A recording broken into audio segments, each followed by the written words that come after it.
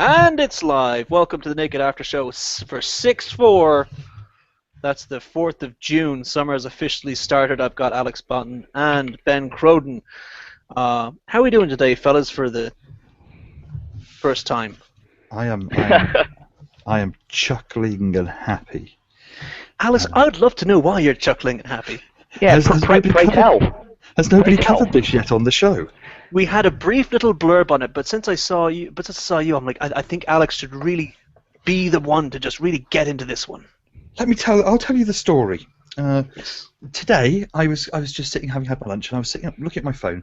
I was just kind of bibbling around YouTube on my phone, and I thought, I'm going to see how a certain user's current account is doing, if he's posted anything new. So I bibbled along to his thing, and I found him, I searched for him, found him, pushed his little icon, and it came up with an error message on the app. And I thought, that's peculiar. Error message. An error message, it just comes up saying error. In fact, let me see if I can show you the error message. Why could that even have happened? I don't Well, understand. this is something. Now, occasionally, anybody who uses the YouTube app on iPhone at least will be aware that occasionally searches don't work properly, and it comes back with an error. I'm just going to try and reproduce this error so that I can show you the screen I had when I looked at it, and I'm going to try and do it in such a way that it doesn't give away too much. Oh, it seems to have killed it already. Okay, hold on. I'm tense right now. Okay, well, the original, the one I was going to show you is gone. Okay, but what happened was I clicked on it, and instead of it coming up the channel, it came up with an error. It told me how many videos this person still had. No. It told me this had 2 videos, and I thought, okay, well, it's saying the name, it's a little icon, there's all this kind of stuff, so I thought I'd go along, and nothing there. So I thought, right, I'll go upstairs, and as I was walking upstairs to my computer, I was thinking, usually that means one of a few things. It means either there's a problem with YouTube, and who'd have thought that would ever happen, or there's problem with the account. Maybe the account's been suspended or it's got a problem. So I get upstairs, I open the account up, terminated due to severe violations of terms of service. After a solitary week back on YouTube, Brett Keane got canned again. Oh no. I know, isn't it tragic? 1 week. Did he even have anything on the channel? He had 2 videos on the channel. He'd gone to a lot of trouble of making an intro and a banner and all this kind of stuff. 2 videos, gone. I wonder if he gets the message now. I wonder if he understands. Well, it seems to be, because you see what happened was, as far as I understood it, because I saw a little bit of the hangout that he had with his little, is it the little guy who, Salacious Crumb, his little video that he did with Salacious Crumb, Jabba the Hutt's little pet. Yeah. He did his little video with him, and he'd done a hangout, and he was saying, that he'd successfully moved house. I think he'd moved to a different part of the country. And as a result, obviously any IP ban would be completely circumvented at that point because he'd be on a different IP. Right. So I'm wondering if what happened was he kind of thought, right, well, I'm in a new place. I've now got the broadband set up. About a week after he'd moved is about when you'd expect the broadband to be set up. So he's got his broadband set up and he's good to go. So he starts his new YouTube channel, and literally within a week, he's been terminated for severe and repeated. In fact, exactly the same thing he's been terminated for as he was last time, which is a thing of beauty. My God, he doesn't waste any time, does he? It doesn't. I think it has to be one of the quickest bans he's ever had. In history. In history. Mm-hmm. Now, has anyone commented on this? Has anyone really sort of noticed? Well, obviously they can't comment on his channel. Right. But I wonder if Still anyone makes me laugh thinking about it. I wonder if anyone go to hang out like Brett Keane's been kicked off YouTube again. Yeah, I did make a video about it because I thought what I need to do is share this, because the last time he got canned, I made a couple of videos of just little bits of audio clips of kids cheering and people laughing and applauding for the channels getting kicked. And the thing is, I could have done it for about 10 channels, but by that point they were all gone, and I couldn't go and find all the pages. So I just had to go to the ones I remembered. So yeah, no, I made a little video where I was screen sharing. Well, it wasn't really a screen share because that makes me sound like G-Man if I'm saying that I'm going to screen share. Sure. It was more that I did a screen record, offline, and and I've made it start playing in my headphones. Hold on. and it's the good thing about QuickTime on the Mac is you can make it do a screen grab, like a high def screen grab, and it will record from your mic at the same time, so you can make videos saying, oh, this is how I did this in Minecraft, and I enjoy this about Call of Duty. So you can do all that kind of stuff. I mean, unfortunately, none of those games seem to be. Actually, no, they are now available on Mac. So what I'm talking about, it's not 2000 anymore. Anyway, so I started making this video, and as soon as I reopened his page again, I started laughing. So there's a video of basically a few minutes of me just laughing and trying to talk through the laughter. It runs for 1 minute and 23 seconds, and it's me laughing whilst looking at the screen. So yeah. Now, Alex, you've been a busy boy on your channel. You've been meeting various people. I think it was Matthew Bell was the last one, wasn't it? Yeah, absolutely. What a charming man he is to speak to as well. He is a really nice guy, and he's genuinely easy to get along with. He's so charming. He never says the wrong thing. Yeah. I was looking forward to speaking to him because I knew you could always have a productive conversation with him. Yeah. He didn't. To be honest, it didn't seem like that, Alex. It didn't seem like that. Although I'm sure there's a side to him that we haven't seen yet. Well, I don't know. I mean, maybe you haven't watched the video from last night yet, Ben, because I mean, he was the model. Besides which, with Matthew Bell, you got to understand this context. You know what I mean? Yes. While he's calling you an idiot, what he means is, "I love you." Well, I mean, up to at the highest point last night, 83 or something viewers saw just us having a very cordial conversation. I'm surprised they stuck around. It was so boring. There was no real drama to it. Not at all. It was just very. It was calm. It was charming. It's what you'd hope for from the conversation. He's a true gentleman. Absolutely. A Scottish gentleman. A Scottish gentleman, and everything he says is absolute sense. And I wouldn't want to say. He makes me want to be a theist. I'm just saying. He does. Well, this is it. I mean, I've actually seriously. I mean, and also the arguments he brings to the table are so convincing that I have thought about converting. And he's so difficult. You wouldn't even want to try and wind him up to a peak of rage because he's such a calm guy. Yeah. Whatever you say, it'll just slide off him like water off a duck's back. Off a greased duck's back. Matthew Bell, what a guy. He is. He's just. Yeah. He's a really good. He's a good ambassador, I think, for religious belief. He represents theism really well, doesn't he? Yeah, I think. Well, I think him and Gary, G-Man, and Veckel. I think the three of them have, especially this last week that's just gone, they've done a tremendous amount of work for really upping the impression that we have of theism. Yeah, absolutely. Absolutely. Yeah. I'm very excited about the way the whole thing's going, to be honest with you. Yeah. Yeah, I think there's going to be a real curve. I think we're going to see some kind of global understanding and peace as a result of it. Yeah, absolutely. When you've got guys like those, those guys on your side, you can't fail. You can't. No, you can't. And I tell you what, atheism is going to be. Atheists are going to be a dying breed with guys like this saying all the right things. Absolutely. I mean, if anybody watched the G-Man versus the World 4. I think it was called Bring It On or something. It really should have been called G-Man Loves the World or The World Loves G-Man, because that was a good 3 hours of solid love for the man. Yeah. Coming from a lot of unbelievers. There were a lot of people on there. I mean, Skylar Fiction was on there. I know he's had some kind of low level disagreements with G-Man in the past, and who hasn't? He can be ever so slightly abrasive when he's a bit excited, but most of the time he's a calm guy.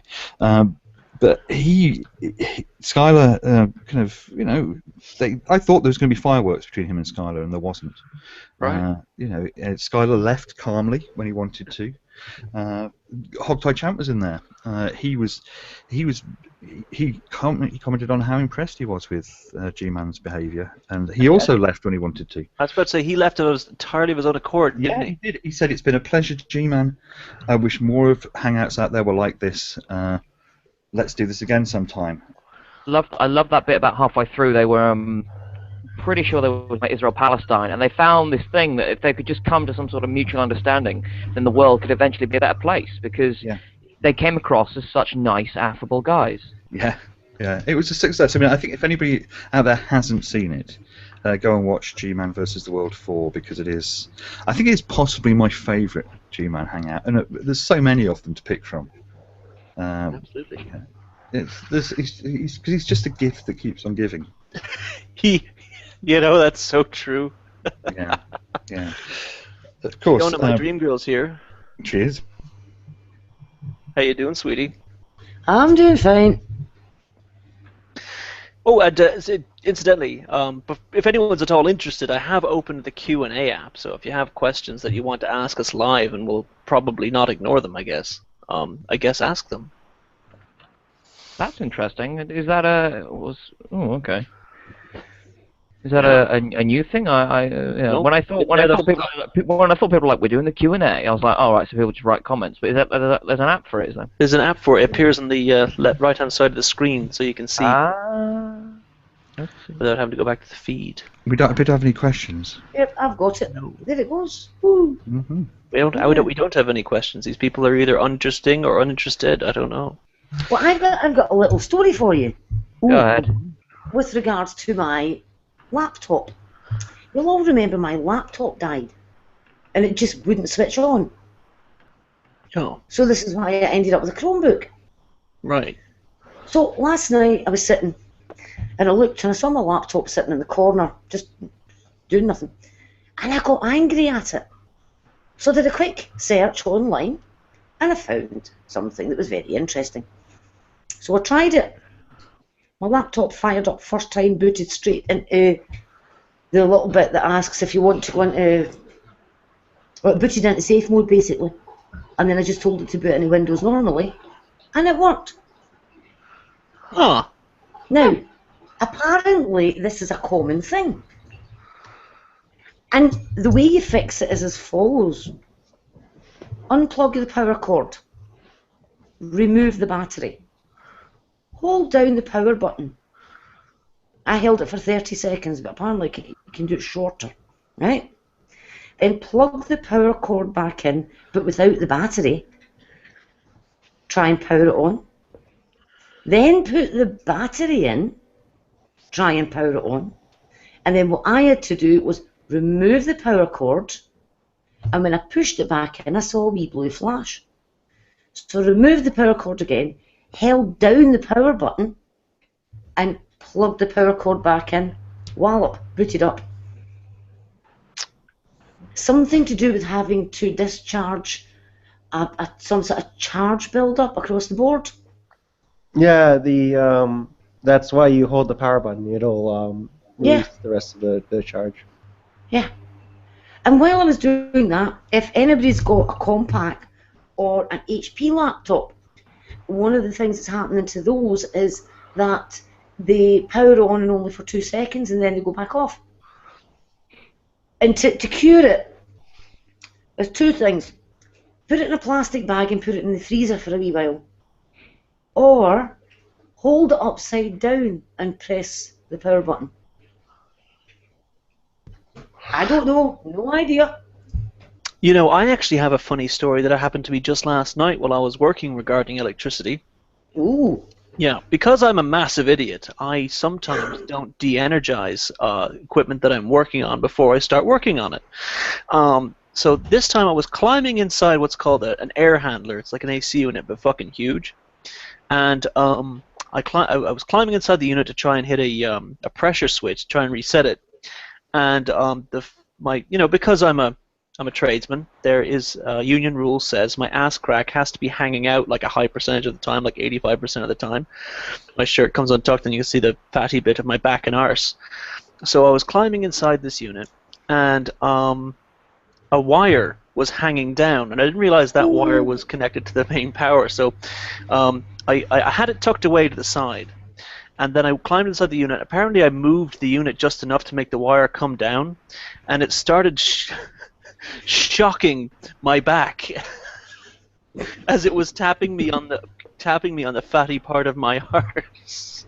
That was only 110 volts, which doesn't really hurt. It just causes spasms in your body. It was like 220 supply, but it was transformed down to a $110, and it was just tapping me in the back, and I was like, Dad, God, fuck. And like, here's me, like I'm like lying flat. My arms are up here. I'm stuck. Lenny, Just Learning, being was it tapped. like this? Learning, was it like, is someone cooking bacon? No, see, well, it's not enough electricity to actually burn you, but it does just cause spasms in your wherever you touch it. Try it sometime. It doesn't hurt. It just makes your hand clench up. You're It very reminds lucky me you of didn't need a change of underwear. yeah, it reminds me of basically when I was in school, my teacher would bring this like basically this charge thing, whatever the hell it was, I can't actually remember. But Van essentially, der Graaf's energy. everyone in the classroom would like hold hands together, and we would see how long we could hold before we would let go. One student decided to, on their own, hold the thing by themselves. That fucker held onto it pretty hard. The teacher actually had to pry him off of it. Yeah, it don't make you let go. It don't let you let go. Yeah. I just wanted to cut in real quick for a second. You said you turned on the app for Q&A. The Q&A app is up, yes. I'm guessing that's it's like the chat if you're just viewing, correct? If you're viewing, you can click on it and then just leave a question, and instead of me having to go to the YouTube feed, we'll get it in the Hangout. Questions from the audience. Yeah, if you go to the left side, it says Q&A. It's one of the bubbles that say Q&A. And we can all see it. You know, especially considering what you were talking about earlier about G-Man and his hangouts, his last hangout made me want to be his best friend ever in the whole wide world, that I have nothing but love for the man. Yeah. I have nothing but love for the man. When I say love, what I really mean is contempt. But no, it's love. Exactly. The same sentiment all the way. Yeah, absolutely. Sedimentary rock. Wayne Hudson's going nuts on his going nuts in his curry stew. That is chili stew. Chili I'll have you stew. know. Excuse me. Oh, I made an arse of myself on the show again. Yeah. I missed the part of the conversation because I was eating while you were talking about Monsieur Bell. And the funniest thing last night, and I was absolutely dying, was how his face never even moved when Alex referred to him as being ranting from his nursing home. It was a total non-issue and accepted fact that that's where he indeed was. He's only 47, is it? He's only like 47 years of age. He's not old. I call bullshit all over that, by the way. I don't believe it for a second. I thought I was shot out for being in my 40s. He's only 47. Yeah. Homeboy is not even 50. He's younger than me. That makes me feel really sad. Yeah. Well, that reaffirms that you age very well. Well, yeah, obviously, you know. You have no idea. I've made no bones about the fact that Fiona Robertson turns me on all the time. Yeah, she's gorgeous. In every way possible. Completely gorgeous. Why? What have I done? They've both got fantastic vaginas, so.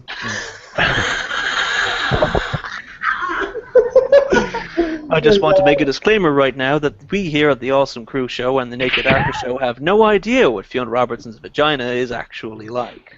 Captain Auto's penis, however. Is this happening? This is happening. By the way, Lenny, I've got some news for you. Go on, let's have it, Wayne. I am now a really obnoxious fundamentalist Christian. Yeah.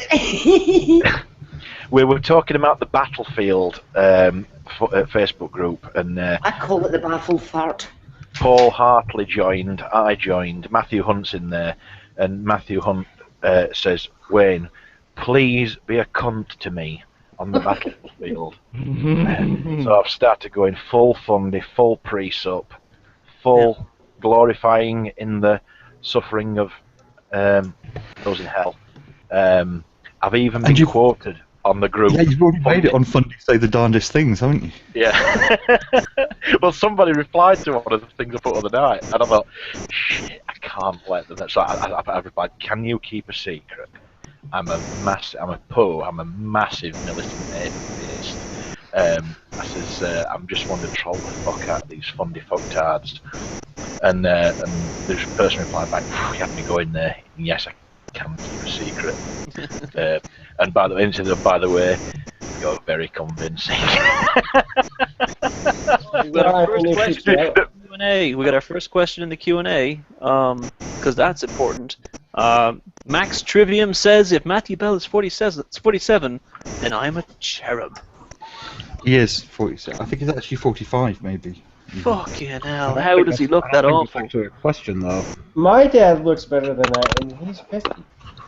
I guess his neck's really kind of old man-like. All I just want those to say years of being... one last thing about this Battlefield thing, this whole thing, was just Fiona mainly. The object is to get kicked out of the battlefield, but not for being an atheist. I want to get kicked out for being a really dangerous, obnoxious fundy. I think you should try and be so like fundamentalist that you're like do the whole no true Christian thing, but do it on all the fundamentalists there. Like you're not real Christian. Can I do a quick mic check? Can y'all hear me? We got you there. Okay, yeah. cool. Just making sure. I'm going to drop out in a second, guys, but I do want to share something because I know that you were talking about Fiona's Lady Garden and saying how nobody's seen it. But you see, the thing is, I do actually have a photograph of it that I can share. I can share. Bring the noise. Bring it. I have to see. I hope that it's not going to cause any problems for whoever's running the hangout. No, I think.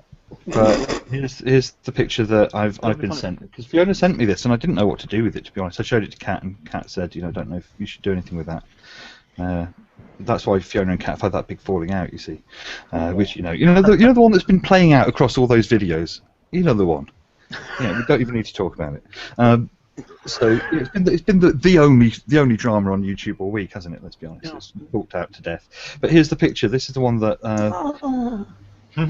You see, I've never seen anything I wanted to fuck more. And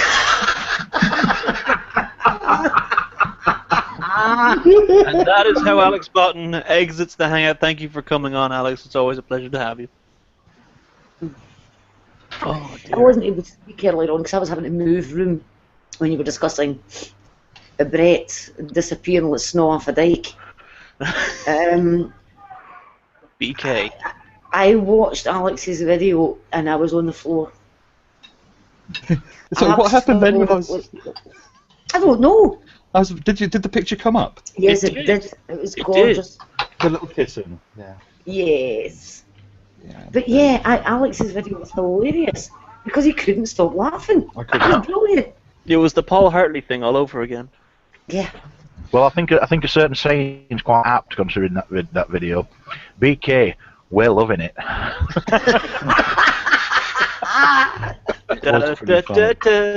Go fuck yourself. But I'm gonna drop out and go and spend some time with my wife. So I think Carlton's looking to join. So I've scanned in the link. So I'm going to tell him when I'm about to drop. So anybody who's waiting to get in is going to have to race with him. So, one sec before you go, Alex. There's one question for you. Seeing as I'd rather like this on video than on the board. How does it make you feel now, considering what Cy said in that debate? What we've been talking about on Facebook today. How does it feel knowing, in hindsight, that when you were talking to Cy on Fundamentally Flawed podcast, that every time he said repent, he wanted to take you out and burn you at the stake? Makes me feel a little bit aroused, Wayne. You see, now it's actually come out with the fucking full theocracy stuff. Yeah. Yeah. You know that look on his face means that fucking. Yeah. Well, this is something I said to Captain Osmo.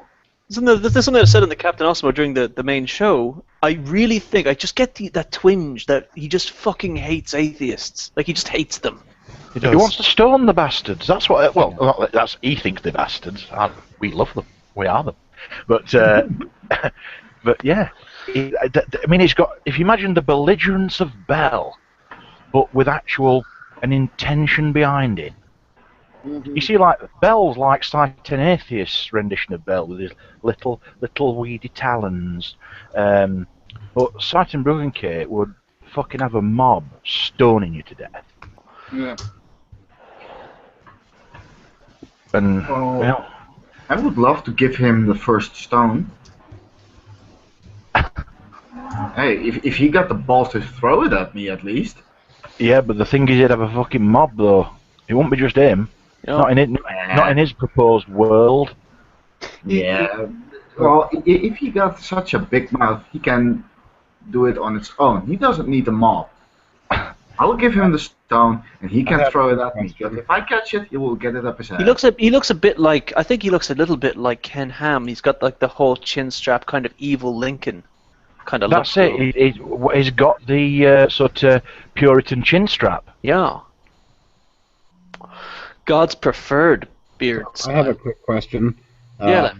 Has Veckel sued or whatever sought criminal charges on whoever the fuck he said he was going to? Oh no, he hasn't. He's a No, fucking. he He posted. won't be able to anyway because I if was you act- really hoping he would call the cops. He For posted an character apology defamation. for that. He Yeah, that's right. Yeah. Yeah. The thing is, though, it was the title of Skylar's video that was annoying them. But in fact, if you look at the video, there is nothing wrong with the title. It accurately represents what was said. Hmm. So he wouldn't have been able to do anything about it anyway. I think I didn't bother watching the Cy 10 versus Matt Dillahunty thing because I don't really like either of them, especially not Cy 10. But I think, To be honest, it's pretty damning. I think you know just how badly Cy 10 did if Jason Burns calls it a draw. I think that right there should tell you that Cy 10 probably got his fucking ass kicked. Well, to be honest, Lafayette, I mean, it was quite shocking actually, because he actually brought this whole new argument that he's been working on for quite some time to the debate. You know, he actually, and you know, Matt just didn't know what to say. I mean, if anything, it went down in size favor because he got there with this new argument. Yeah, We'd never heard it. We'd never heard it before, and you know, it just blew everyone away.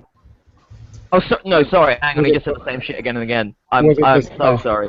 The one I saw somebody posted like a very small snippet of the debate and how he says, step one, believing something that is true is reasonable. God is true. Step three, believing in God is reasonable. It's like Syllogism. just pulled the second premise out of nowhere. It's like, what? It didn't come out of nowhere. I know where it came from. Yeah, that's. I mean, he's got to be really, really sore from how many things. I mean, yeah, we all know where he pulls it from. Hey, Fiona. Hey, Fiona. Sometime, whenever you have time, this is a side and an off topic, but I have a couple questions on evolution that I would love to have you help me out with if you ever have a few free moments. Mm-hmm. Okay. Whenever you have some moments and you want to ping me, I would love to just chat a little bit with you if you don't mind. Yeah, no problem at all. Great. I mean, the trick is to shut me up. Oh, that won't be a problem. Believe me, I'll sit here all day. No, I mean, serious. No, we're talking weeks. I can just, when it comes to that subject, I'll just go on and on and on and on. That's lovely, Fiona. I will. Talking about a subject like that is like sitting eating chocolate. That's wonderful. It's it's the thing is, it's always easy to find people that'll talk about it forever. The problem is finding somebody that actually knows something about it that'll talk about it forever. So yeah, I would. I'd pay real money. That's right, real money. None of that imagination. None of that. The real problem, though, the real problem with Fiona is, or indeed any intelligent woman talking science, the real problem is managing to stop yourself rubbing yourself. Yeah. Flicking the bean. Which I am in support of. Well, no one told me that was going to be a requirement or a prerequisite. A husky voice, Scotch lady talking science. Instant you know fact how I've been doing that series on Sundays? The Science of. Yeah. And so, what was it? We did the flood, and then we did Joshua's Long Day, and then this Sunday it's Sodom and Gomorrah, Great Balls of Fire. Oh. Well, Well, you never asked my permission to plug your show on my show. No, because I haven't told you anything about it. But what I was just for Carol, I'm planning on doing You plug away, sweetheart. Go on. the next two. It's going to be the age of the Earth, and also young Earth creationism. So two separate ones. Okay. And I'm thinking that evolution might come up in young Earth creationism. I'm not sure. It depends how it goes. I don't script these. It goes the way people take the conversation. But if it doesn't, then I'll be doing one after that. I would really like to hear Fiona given it all she's got, Captain. I've got a little one on the side. If you entertain one now, this was one that came up recently, and it seemed like a reasonable thing to say. Now, I think the person that made this statement, took it way beyond its implications, but nonetheless, I thought it was an interesting question. They had a question about New World monkeys. And the fact that it seems like the most recent common ancestor between New and Old World monkeys is about 30-40 million years ago. And if you look at Pangea or plate tectonics, even at that point, that was still maybe 50 or 60 million years before the continents were actually connected physically. And so the question then became, how did the New World monkeys, if they evolved in Africa and there was no land bridge, how do we account for finding them in South America?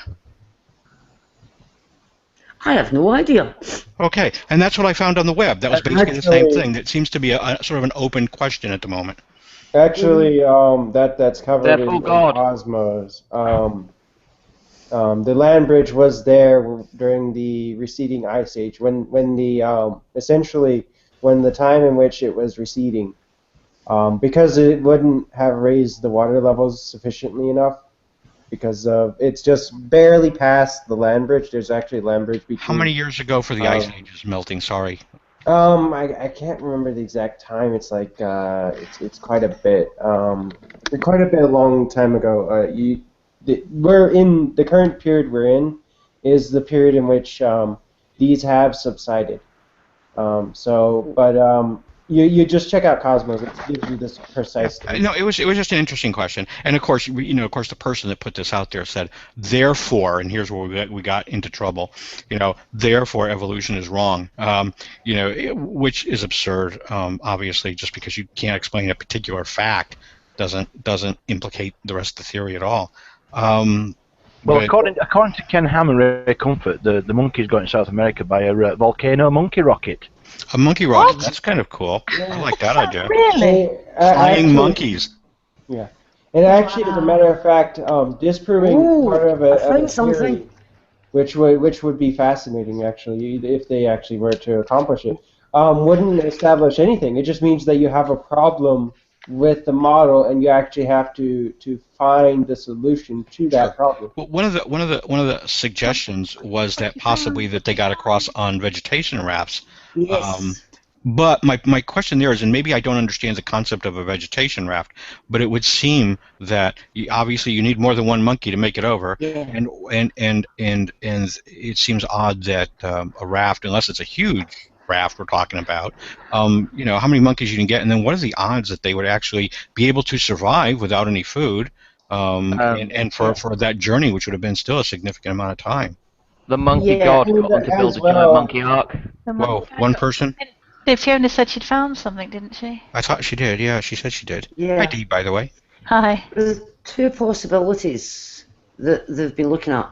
One is vegetation raft. I mean, all that is really talking about is the odd log or a branch, whatever, anything that would stop the poor thing drowning. Yeah, okay.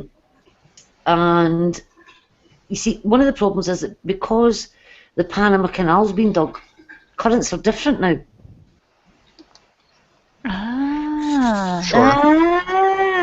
No. The currents different. The climate change.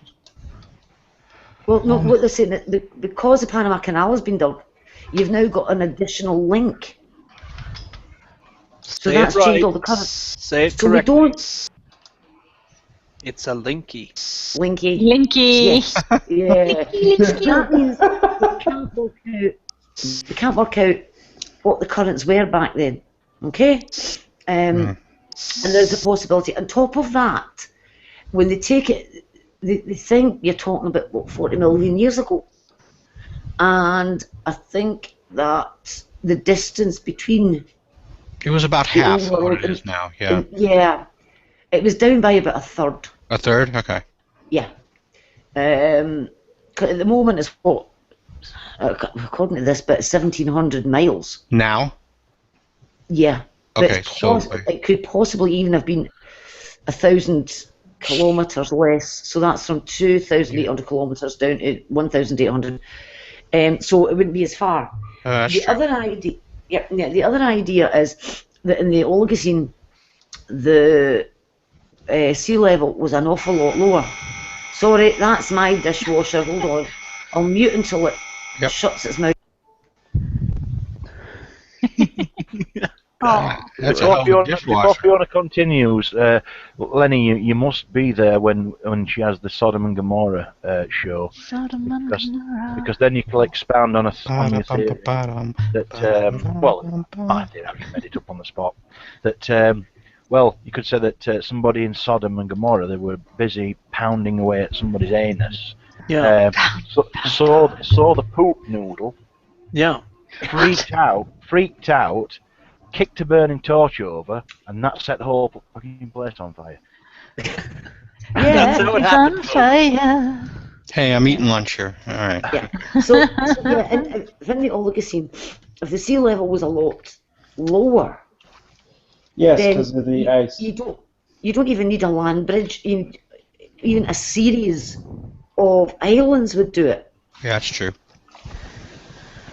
And even then, But again, I think, but then even I would still So I'll play devil's advocate though. Even if you had a series of stepping stones to get over to the continent, what would have been the motivation for the monkeys to leave their natural environment where they had food and shelter and other monkeys to hopscotch across a bunch of empty islands to get to the new world? Well, who says they had plenty of food? During the time in which the Ice Age was receding, you have very dry land. When was that?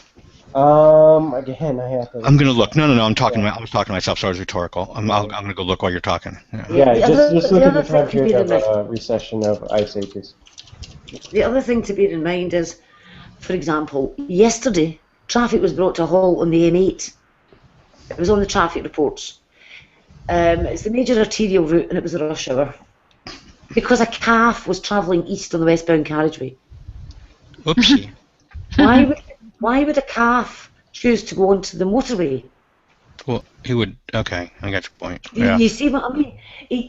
You've got to make sure that you don't try to put intent in there. True. When there may be no intent. Well, I didn't mean to imply sort of a self-aware intent. I guess I meant more just of a from a survival perspective. It seems like it would see. And again, I'm just hypothesizing too. Yeah, but it would seem like monkeys' natural environment is not swimming. So it would seem like the monkey would need some motivation. There would be some reason for it. Now maybe if the islands were lush and tree filled and what have you, you could see them. Maybe that's a motivation.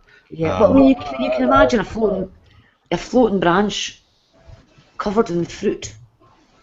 Yeah, I guess so. Hops on board. A monkey may think, "Whoa, I'm after that." Kind of like the squirrel in Ice Age. No, also could be to escape from predators. I mean, there's numbers of reasons.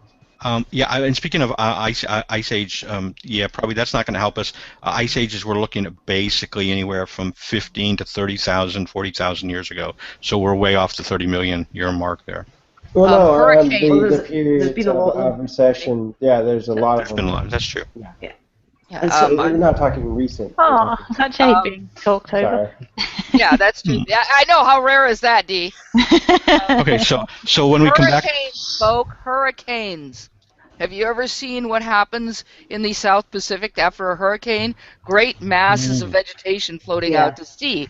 They've already shown how how some animals are found on these great floating masses. This is how they have found. This is how coconut trees have traveled and expanded. Miles and miles out to sea, you found sprouted coconuts, and again, they've already proven this. But it's not hard to imagine, and all you need is a pregnant monkey. Yeah, that's true. Yeah, no, that's a good point. Those are actually really good. I hadn't thought of those. Yeah, and those are based on stuff we already see, and we've already seen similar things. For example, familiar with the island of Surtsey? Right. Okay, when the island of Surtsey rose above the waves, it had already been like below the waves, okay? Then that was in the 1960s. I remember when it happened. It was like really cool. It was in all the papers. But they've been watching how life has arose on the island, and one of the things that happened is some insects and other things came over on floating debris. Yeah. Well, and I think the other thing too that I guess I didn't think of now that I'm thinking about it a little more is that there's sort of there's this false implication that you need to explain the journey as as a single trip, whereas this journey could have taken over tens and 20s, thousands of years to get from Africa to the New World. They could have survived on an off-world island for many years, and then maybe and then made a little journey somewhere else and spread out from there. Yeah, so that makes sense too. Yeah, and there's no fossil evidence. No. Because any of those islands are now submerged. Sure. Right. And an interesting concept. Some of you may remember Thor Heyerdahl. Yes.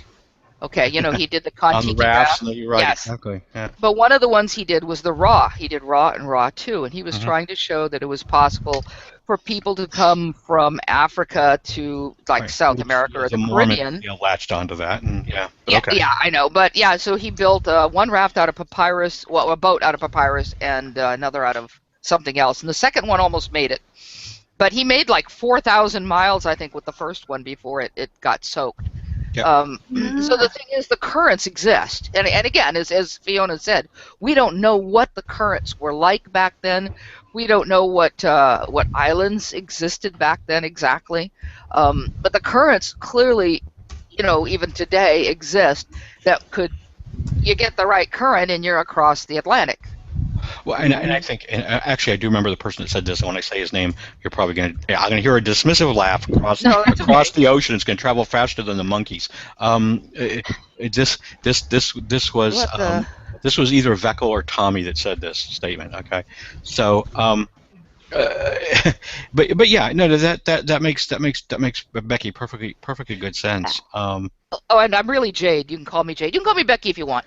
Only because it says Becky on your thing, and I know, it's a terrible memory. that was actually my mom's nickname for me as a little kid because I loved garden, and it comes from Rebecca of Sunnybrook Farm, a movie by. Oh, I know Rebecca of Sunnybrook Farm. Okay. Well, it's also a book, yeah. But what I was going to say is, it doesn't surprise me that this is coming up right now because there's been a recent article about this. I don't have the link right now. I have it saved somewhere in one of the more popular science online type journals, Live Science or something like that, about the monkey. So and the creationists grab onto every little thing they can find that they think, but it's like trying to. You've got this huge giant mountain range, and they're grabbing a pebble and going, look, I'm taking the mountain apart. Well, yeah, and I think the other thing that they do that I resent most is where they lose my respect is that they will find something like this, which is a legitimate question. It's a legitimate question, and instead of doing what science does, in other words, instead of saying I have a legitimate question, let me spend some time and research and try to figure out how this could have happened. They just simply use it to claim victory. Don't do any research to try and understand how it could have happened. And then march on, which is absurd. I mean, actually, I've got a prime example of this sort of thing. A video was made recently. It's a short video in which someone is saying that abiogenesis is impossible, and that you can demonstrate it in your own kitchen. That if you take a fertilized egg, mash it into a bowl, a chicken will not grow from it. Well, yeah. Even if you put a piece of orgasm. not over Richard Raspberry, no. Unfertilized eggs. Oh. Even if you put a piece of shell in there so that all the components are there, the chicken still won't go. Yeah. And if you put a frog in a blender, it's not going to recompose itself either. I mean, basically, that's his argument: frog in a blender. Oh, hang on. Yes, the frog in the blender. Hold on. Just a minute, hang on. I'm guessing that Richard Raspberry has an issue with abortion, right? Go figure. So if you take a fertilized egg, oh God, I went into his accent, even though he didn't use that accent if by anybody- accident. Then. If anybody makes So an if he takes the case for- fertilized eggs and puts it into a bowl and it doesn't become a chicken, that would also mean if he took a human fetus Right. and put it into a jar, it wouldn't turn into a baby either. But I think there's, and I think no, and I think in those conversations, half the time, for me at least, there's this confusion between abiogenesis and spontaneous generation. Yes. And they're not the same thing. No. So and I think that's what the creationists are talking about. They want to take some straw out of the barn and wait for it to turn into a mouse. That's not what we're talking about. Yeah, No. exactly. By the way, I just have to say that Jade has got the dirtiest laugh since Lois from Family Guy. Yeah. Yeah. Oh my! It's a brilliant laugh. I think we should call her Lois from now on. Oh. And periodically on Halloween, I go into full cackle. Oh, that's too good. You know what, Jade? Now, I'm having visions now between that laugh and talking about flying monkeys. Right, I'm right back at the Wizard of Oz. Just keep it coming. Okay. Well, I often think of the Wizard of Oz when talking to some of our creationists. The phrase, the song that comes into my mind is "If I only had a brain." Yes, I know. Jade, do me a little favour, here, Jade. When you do your cackle, just say, "Oh, Peter." Peter. That's not bad. Oh God, somebody get that snippet. I want that one for my. I want that on my YouTube channel. That's actually not horrific. That's pretty good. That's a great intro to every video I do from now on. Go for it. You have my permission. If you need any more, let me know. Oh, do you know I'll what we my could best. do? We'll insert that every time we have a snippet of a creationist saying something stupid. Then we insert your laugh right afterward. Right. Oh yes, Yeah. absolutely. My other favorite thing is being a pirate. I did a hangout last year for Talk Like a Pirate Day. I'm going to do another one. September 19th. Make sure you Arr. invite me. Arr, mateys, Arr. and you must speak like a pirate, and you must act like a pirate, and you must behave like a pirate. Get off the gangplank. And yes, I can talk like this for 4 hours without hurting my voice. Is that a peg leg you have there, or are you just happy to see me? I'm sorry. I'm just imagining people for fucking Talk Like a Pirate Day just running around their office like, "Dah!" We do. Hi, I've stolen the booty. I think it was last year or the year before. The entire Houston Police Department went whole hog, and just all the cops that day did Talk Like a Pirate Day when they wrote tickets and everything. That's awesome. You know how fast he was going. Do I need to tell my little joke there? Is that my cue, right? Yeah. Is that my Heisenberg cue, right? Yeah. So Heisenberg's out for a drive one night, nice summer evening, and he's going a little fast, and the policeman pulls him over and walks over to the car and taps on the window, and he rolls down. Heisenberg rolls down the window, and the cop says, "Do you know how fast you were going?" He goes, "No, but I know where I am." There's the other version of the joke, which some think is better, which is same story, and the cop taps on the window, rolls down the window, and the cop says, "You realize you're going 85 miles an hour?" And Heisenberg goes, "Oh shit, now I'm lost."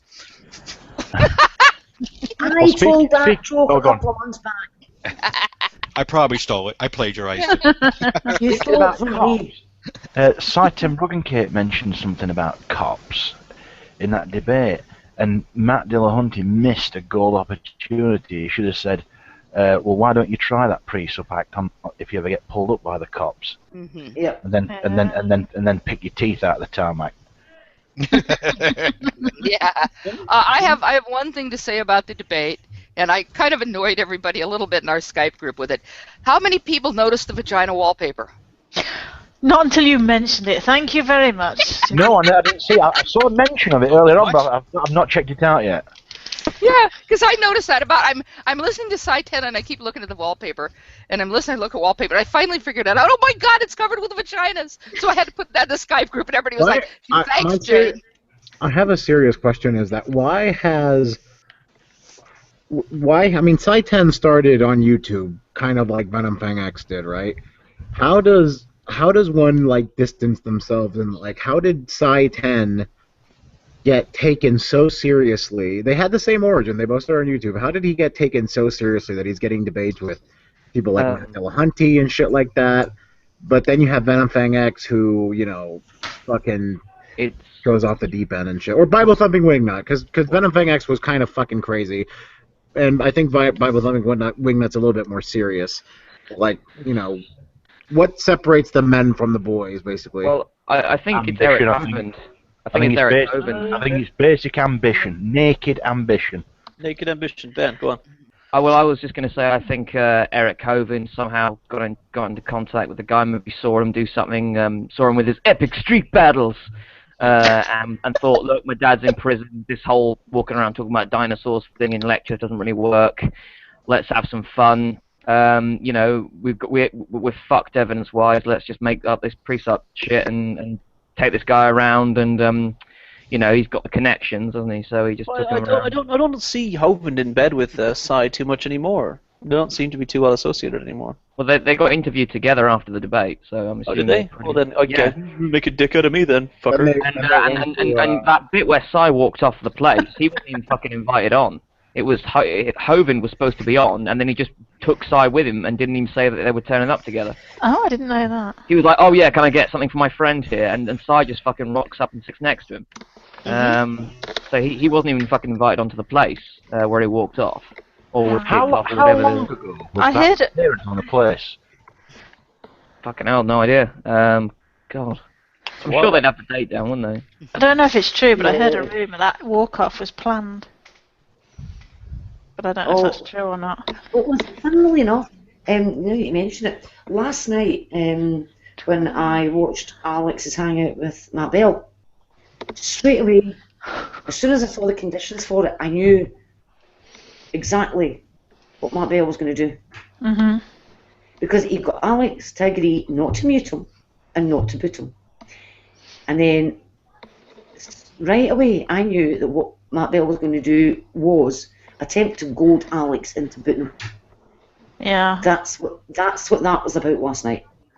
What I thought was ironic was that he kept going on about, oh, you want me on my thingy so you can boot me out. And I thought, yeah, but if Alex went onto yours on a one-on-one, all he has to do is leave. It's the same thing. Yeah. And then start up his own hangout. Yeah. But I thought, no, this is his tactic. It's going to be everything to try and get himself booted. Oh, and that bit where he said, I am so Alex happy said, would you argue with your own shadow? It was a nursing home thing that made me absolutely die when he goes, why are you ranting and raving from the nursing home? Yeah. Completely deadpan and like really polite, and Bell never flinched. I know he did. I can't answer that. Well, I just, I mean, the whole thing just, I just don't deal with Matthew Bell anymore. I don't. Because I'm just not prepared to put up with the lack of manners. I'm just not prepared to put up with that at all. Cool.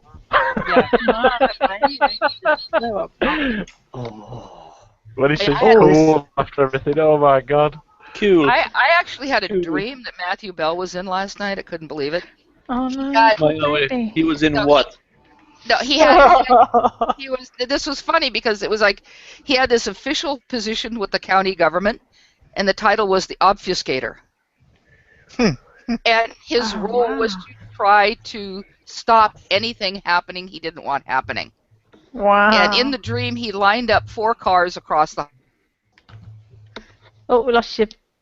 There, you lined up I'm 4 just cards. looking What are for you doing? I'm just looking for a link And then for he came someone. up, but don't you see, it's logical to do this because, and going on, everybody's just standing there stunned by his spiel of nonsense. In the meantime, he's laughing his head off because he's blocked the highway.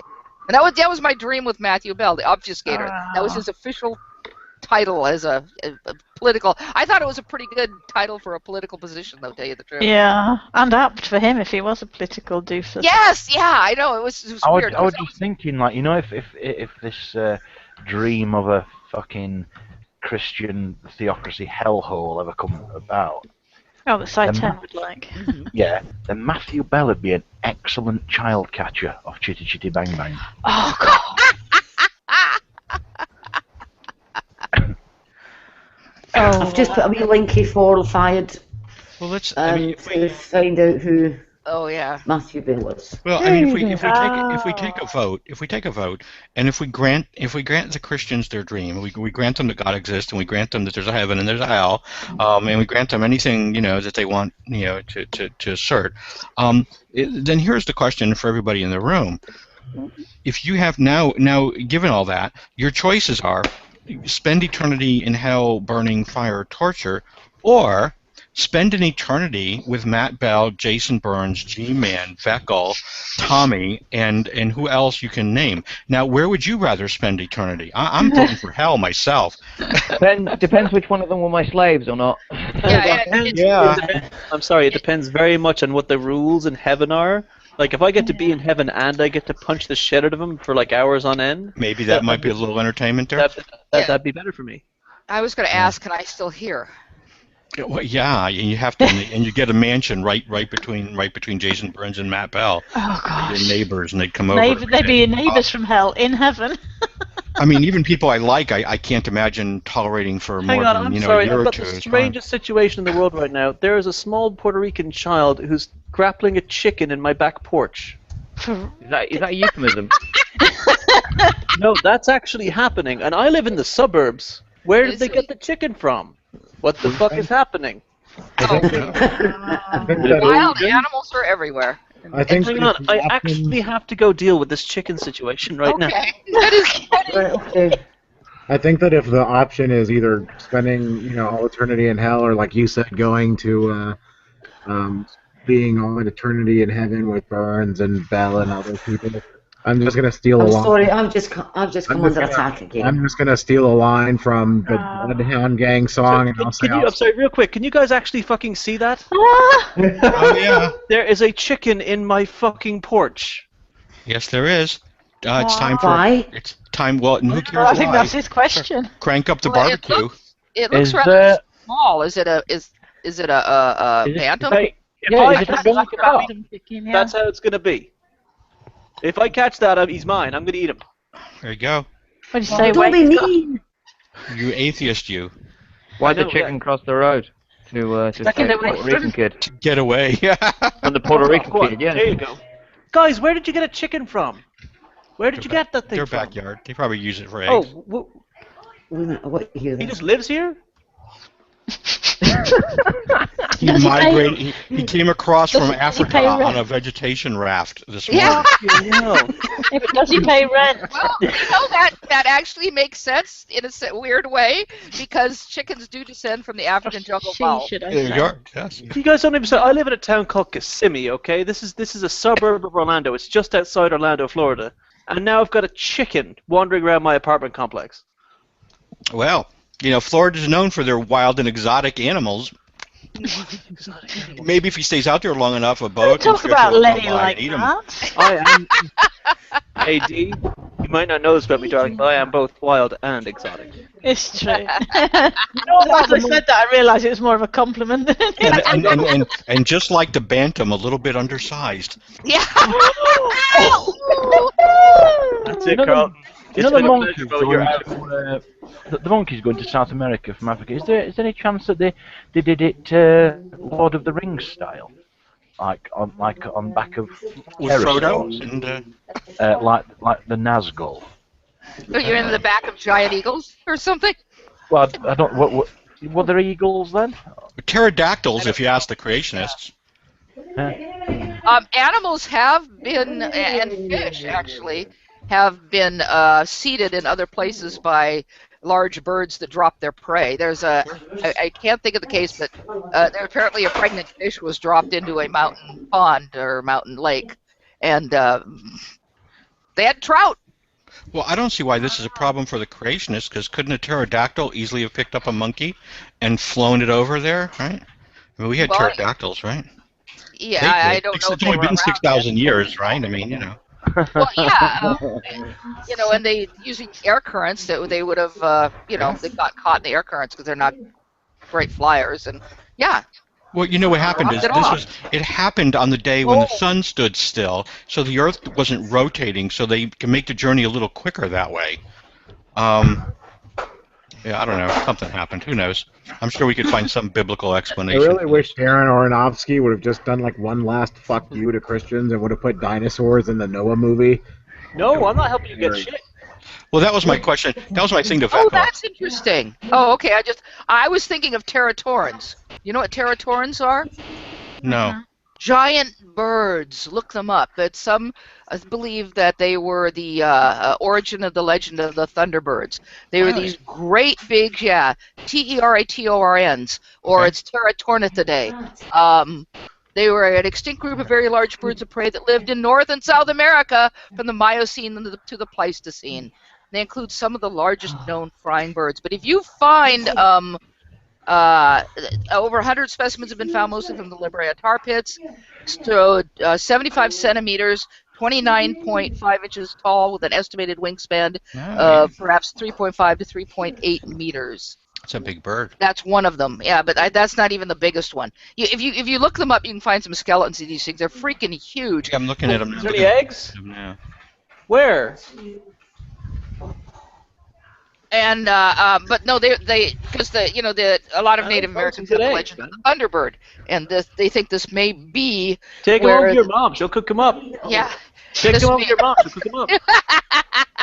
But this may be where the there's a famous picture. I don't know where it is right now, but you've got a person standing there. I think he's smoking a pipe, and behind him is a skeleton of a Teratoran, and you're just going, "Holy crap! Look at the size of that thing." Nice. That's nice. Yeah. But yeah, they're New World birds. So maybe they came over with the monkeys.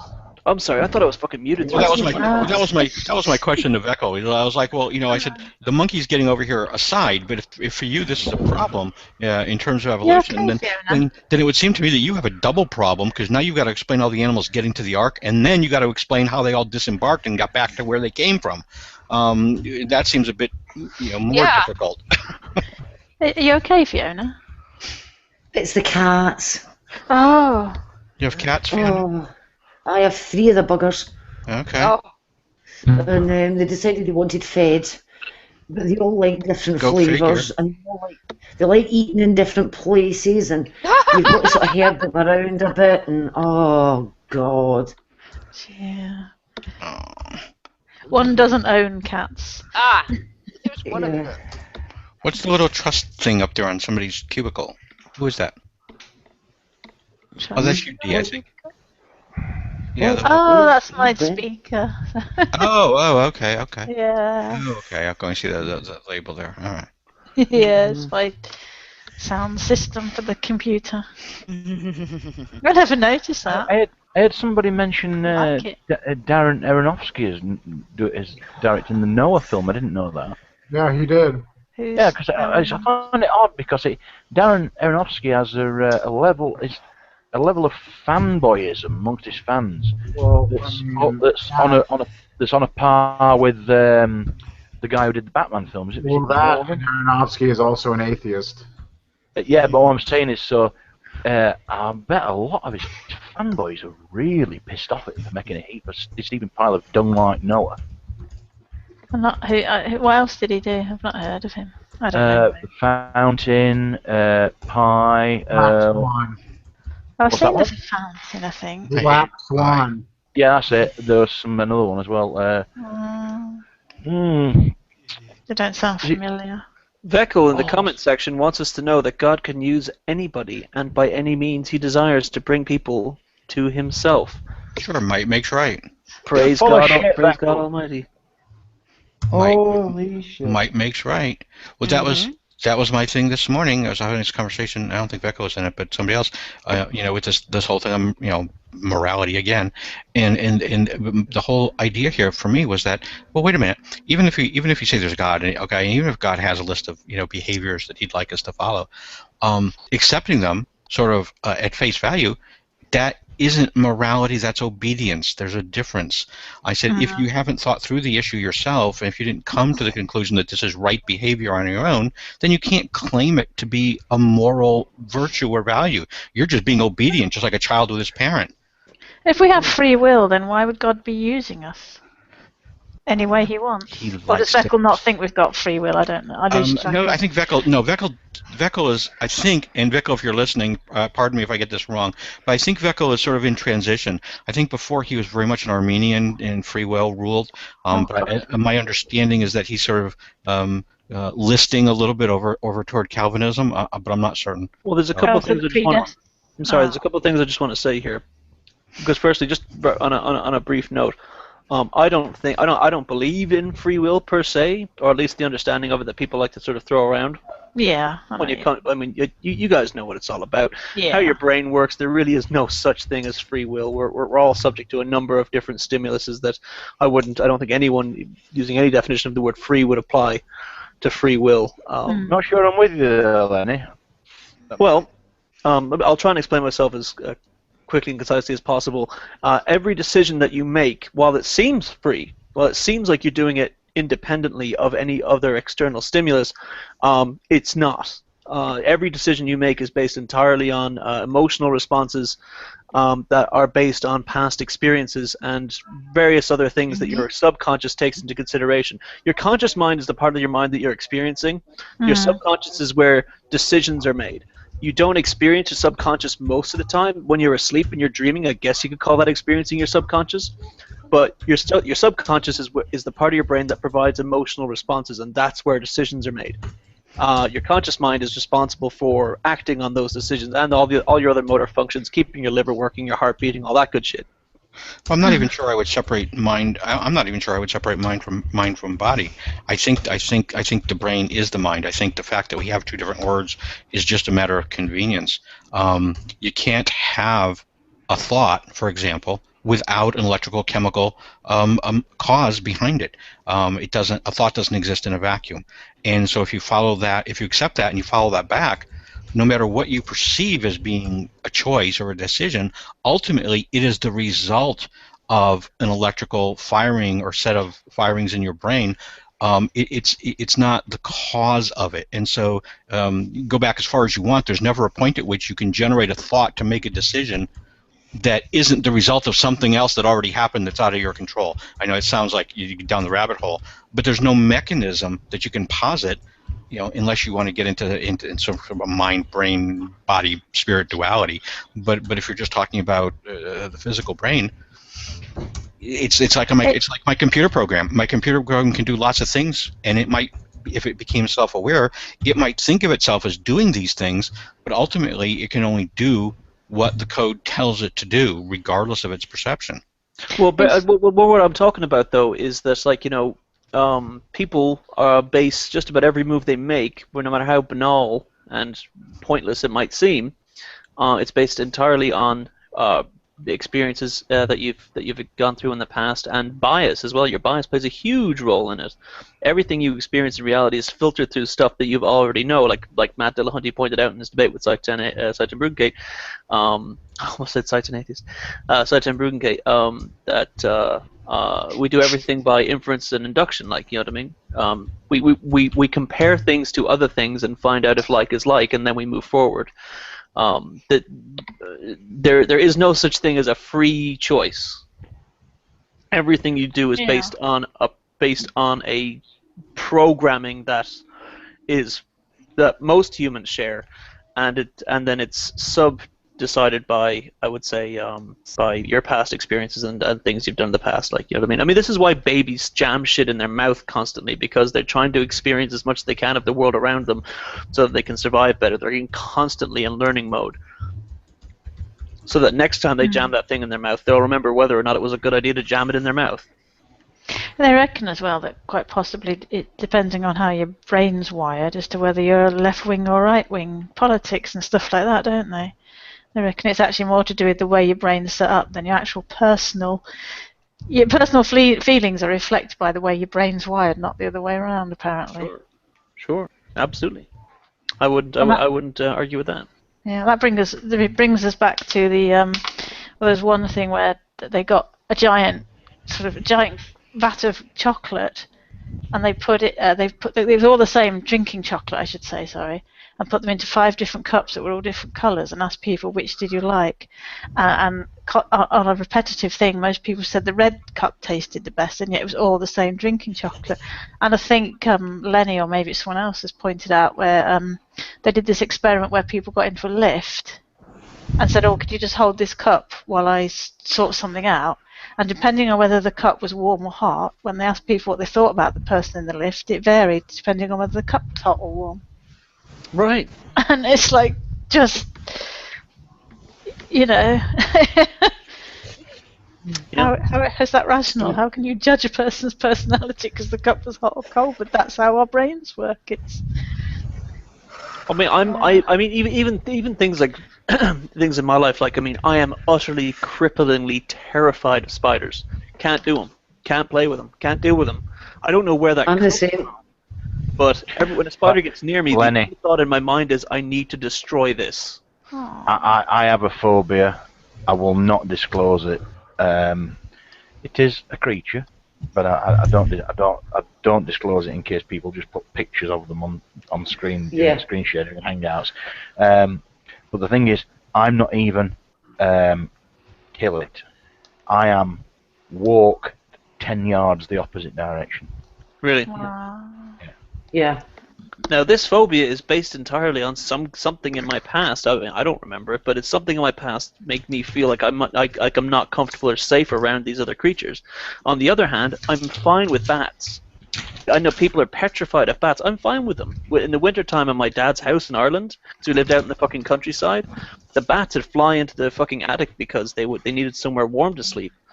And like occasionally one would find its way into the living room and it would be fluttering around. It didn't bother me. Like, I've had them on my shoulder. Like, they're I don't care. They're fine. Yeah, I like bats. I like bats, but my mother, who's on the whole a very sensible, practical, reasonable woman, had not a phobia of bats, but she certainly didn't like them. But that's because as a child she was taught that they get tangled up in your hair.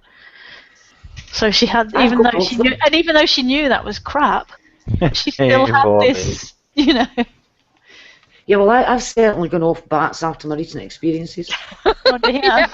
What happened, Fiona? Strange people. A couple of years back, my cat brought in a live bat and I got bitten. So I had to go through the whole anti-rabies stuff. I had to have all the immunoglobulin injected into the bite sites, and that's painful. And of course it was the tip of that finger, the base of my ring finger, and the side of my pinky. And because that's tough skin, there's a real crunch as the needle goes in, and it's very, very painful. Then all the vaccinations and the extra immunoglobulin put into my arms. There was 10 mils of the stuff to be put in. So a few weeks back, I'm sitting minding my own business, and the cats are a bit interested under the coffee table. It's a bloody bat, innit? I picked it up and it bit me. I was back to the Western that night. They wanted me, I phoned my GP, they phoned up the infectious diseases. Infectious diseases phoned me and said, get to the Western now. And I had to get 2 boosters of rabies vaccine. So I've gone off bats for a while. I just want to say to Fiona, honey, if you picked me up, I'd bite you too. But I tell you what, you wouldn't need a rabies shot at the end. But you would still probably want to get tested. Don't believe him. He owes me a lunch and he never came through on it. Hey, dude, I told you to message me when you were free, okay? That's how it is. How you doing, Raw? How's it going, big boy? I'm having Hello. Hello. I came for atheist and Catholic advice. I had to throw that in. Hi, Bob. How you doing? Oh, boy. Yeah. I can actually give you both. All of my Christian brothers have left me, so I've come to the atheist for advice. That's desperation, right? It is, yeah. No, that's good sense. Depends on what it depends on what you want the advice on. Yeah. Yeah, I can't give the details right now. I will. I'm gonna make a video about it, but Yeah, you won't get any fairy tales from us, Raw. Holy You'll get, shit! The little fuckers caught the chicken. listen, you can just send that guitar hanging on your wall, Wayne. Anytime you like, I'll give you my address. Okay. What's that, Rod? That right behind you. Just turn around, and look. That the guitar. Yeah. Just send that to me, man. I need teaching how to play it. I never learned. Is that Jade? Yeah. I could teach you how to play, Wayne, but later. Becky Jade. Actually, Wayne, seriously, if my partner's got some time, because you're not that far from us, are you? It's cool. Oh my God, we got the Friday fail in here on a Wednesday. Yeah, he's not an expert, but he can probably teach you the basics to get you going. I'll have a word. I can tell you how to hack. Yeah. You know, I hack play the guitar. I want to learn how to shred. You heard my songs. You're not going to get any better than that. As soon as I hear you play like me, I'm going to go, that's good. So. Goddamn.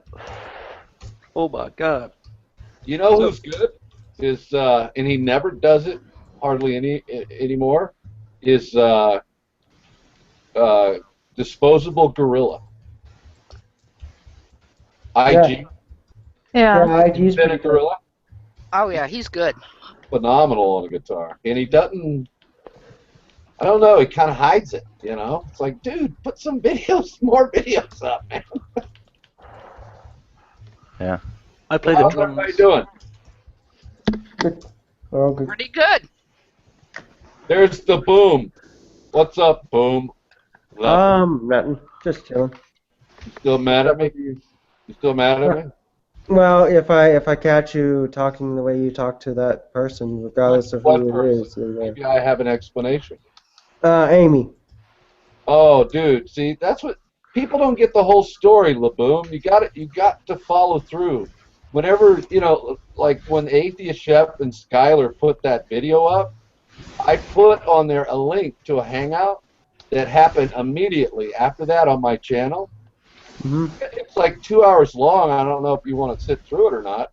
Oh, I got the patience and the time. Don't worry. Well, I don't know if I still have it up. I could send it to you if you really want to know. But I didn't know Amy, and at the time, you know, think about it like this. I'm not making excuses for my male pride and my belief in the scriptures. Don't get me wrong, okay? Yeah. But I will say this. I'm in the heat of the battle. I'm in fighting in the front lines. I'm in a Roman army, right? And a woman comes up. Wait a minute, you're not stabbing them right. See what I mean? I just turned around and stabbed her. And I apologized to her in that hangout. And that's the rest of the story. That's the short side of a 2-hour-long hangout, if you want to go watch it. And we became, I think we got to know each other a little bit. But she didn't know me, and I didn't know her. So, and I thought it was kind of underhanded to copy something that was happening in the private part of a hangout and slap it up and go, aha! You know, that's. Well, I didn't think it was. I didn't like what Skylar did there. I'll be honest, and I'll talk to him about that. Yeah. Well, I didn't think it was private. I thought it was a live hangout event. They're just looking for They're just looking for hits on their videos, and I understand that. You know, and I just rolled with it. I actually shared it, both of their videos. So. Yeah, but was it a live hangout though? Yeah, it was a live hangout, and it ended, and that's when I did that part. Oh, okay. So it was off air. Yeah, it was off air. Yeah, that part that Skylar copied and put up, and Atheist Chef put up, that was the off air portion. That's underhanded, man. You know, so I don't see anybody do that. I mean, you're free to do that all you want, but it just seems kind of dirty. You know what I'm saying? It's dirty trick. Well, yes, but I mean, it's all fair. You did get caught doing something that, you know, most people would go, that's pretty despicable, based on what they saw. And the other thing is, it's like catching a politician, you know, in the bathroom with, you know, Yeah, Right. you know what I'm referencing. Yeah, it is. Just real quick, fellas. I'm sorry. Just real quick. Hey, Carlton, can you do me a favor and move your head so I know you're alive? There you go, buddy. Is this out? There you go, man. Yeah, and hey, Carlton. Carlton. Yeah, bro. Shut up. Shut up, man. Hey, Bob, I've got something for you. Now you know how to talk to me, Carlton. Well, that's okay. Now you're giving me a chance to talk. That's a good thing. But you're right. I probably wasn't fit to talk with that night anyway. I was in the heat of the battle, man. I'm like, no, this ain't happening. So, Bob, I've got something for you. what do you got? That guitar? No, but do you get time to read books? Books? Yeah. Yeah, I've read 67 books in my life, Wayne. Well, this one is very interesting. It's written by one of your countrymen. Hang on, this. Deer Hunting with Jesus. Awesome. And it's basically about what the issues that affect working class Americans in the heartland of America, such as like Virginia, where this guy's from, and things like that. The social issues and that, health care and employment and getting fucked over by corporations and that. It's I just finished it today. It's very interesting. Been there, done that. I probably won't read it. Can you make like a summary video of it, and I'd be glad to watch it. I mean, well, you'll be able to read a synopsis, I'm sure. Yeah, if you could give a review. Why don't you give a review of it, man? And if you like it that much, and then I'll tell you what I think is. I'm an American, so I've been up in the Virginia area and lived in the South all my life. So yes, especially a guy who grew up in this Winchester, Virginia, and then he left, went to college, went in the Navy, became a journalist, and then he retired back there when he was 60. And basically, how things have changed and that, and because he classed himself as a working class man at heart, like, so it's not as though he turned into a raging liberal or anything. He was still pro-gun, still pro-Second Amendment, but he said some of the things had startled him, how their lives were affected. It's really interesting. Cool. Somebody in that At some environment. point, I am looking for candidates because at some point I would like to do the gun control debate because that's kind of like my other bugbear. That's my other pet peeve on. All right, I got a new hat. I got to show you guys. You ready? I'm sorry, Lenny. Yeah, go on. You ready? Tell me you're ready. Go on. Ready? Ready? Go. You ready? Get your cameras up. Fuck's sake, go on.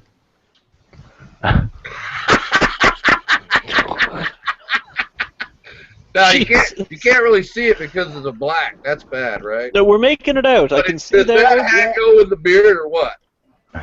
Yeah, it's about the same size as those hats that Robin Dupree Reed wears.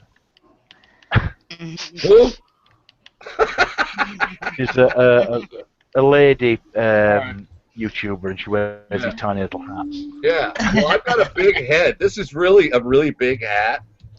It's relative, man. I will bet you any money, Bob. I will about my ego. I will bet you, right? I'll bet you $50, Bob, that your head is not as big as mine. I bet you I got a bigger head than you. Mine's massive. All right. Well, measure. You got a measuring tape? I haven't got a fabric. Let's define which head we're talking about. I've got a fabric. Jade, We'll do this. We all will right. do this. Jade will measure mine. Okay, come on over, Jade. And Dee can measure yours.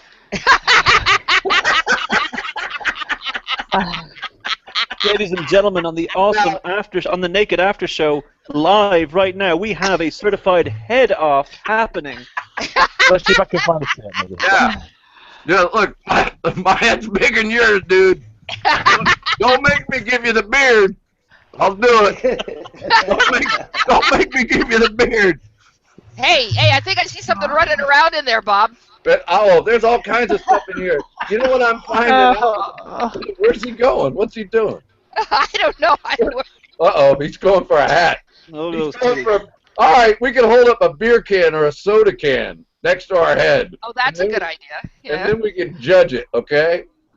Oh, Good grief. All right, look at him. He's looking for something. Hey, at least He's looking for it's tape better than measure. trying to compare some other things. Could be Yeah, worse. Yeah. It's always so dangerous when Wayne Hudson stands up in a hangout, because I know for a fact that man's not wearing pants right now. Yeah, I There's no way he's wearing pants right now. There's just no way. Wayne, put your pants on, dude. Hey, you know, hey, dude, a man works all day. He wants to come home. He wants to relieve himself of his pants, and that's his deal. That's his role. That's fine. Check out my shirt. What do you think? Find it. Oh God, Raw, you'll make my life if you take your shirt off right now. Let's do it. Oh no, you couldn't handle the nippleage on me. You think Jason Burns got something? Anyway, I challenge you to a nipple off. I love you, Jason. You know that. Are we doing this? Are we doing this? I just. All right. No. So let's. You got a can? Do you have a can? Oh, no, don't. Oh man. This is happening. No, it ain't happening. Oh, dude, you ought to shave that thing every once in a while. Look at that. You got more hair on your chest than I got on my chin. And people don't believe in evolution. Okay, Fiona, your turn. Yeah, What am I supposed to do? I am definitely a You don't want to throwback. know, Fiona. This is what a What am I man looks supposed to like. do? Just But relax. this is live, so we don't want to get thrown off the air and get a no, warning no, on no. the Awesome Cruise show. You So better go private, man. But you know what, Laboon, don't you copy this. Don't you pull it. Don't you pull it, Skylar. We know people know how we do business on the Naked After Show. You know what I'm saying? This is why it's called the Naked. Oh yeah. I have got the weirdest boner right now. You know what, brother? I'm keeping my shirt on. I'll give you the naked head. There you go. There it is. Look at all that Naked head, Joe. Now they can just imagine what that is. Okay. So I can't just attack my leg again. Raw, take his no. shirt off. He's got an eye in the middle of his head.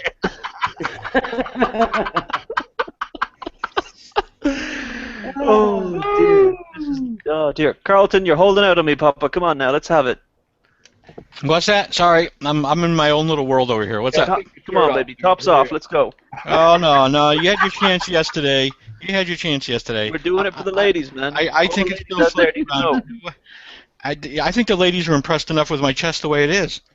Carlton, I finally found something I can agree. Look at this though, Carlton.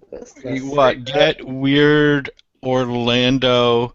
Yeah, things got weird on this show. That's for sure. And then look at the name of this. This is where I used to work. Whiskey Dicks.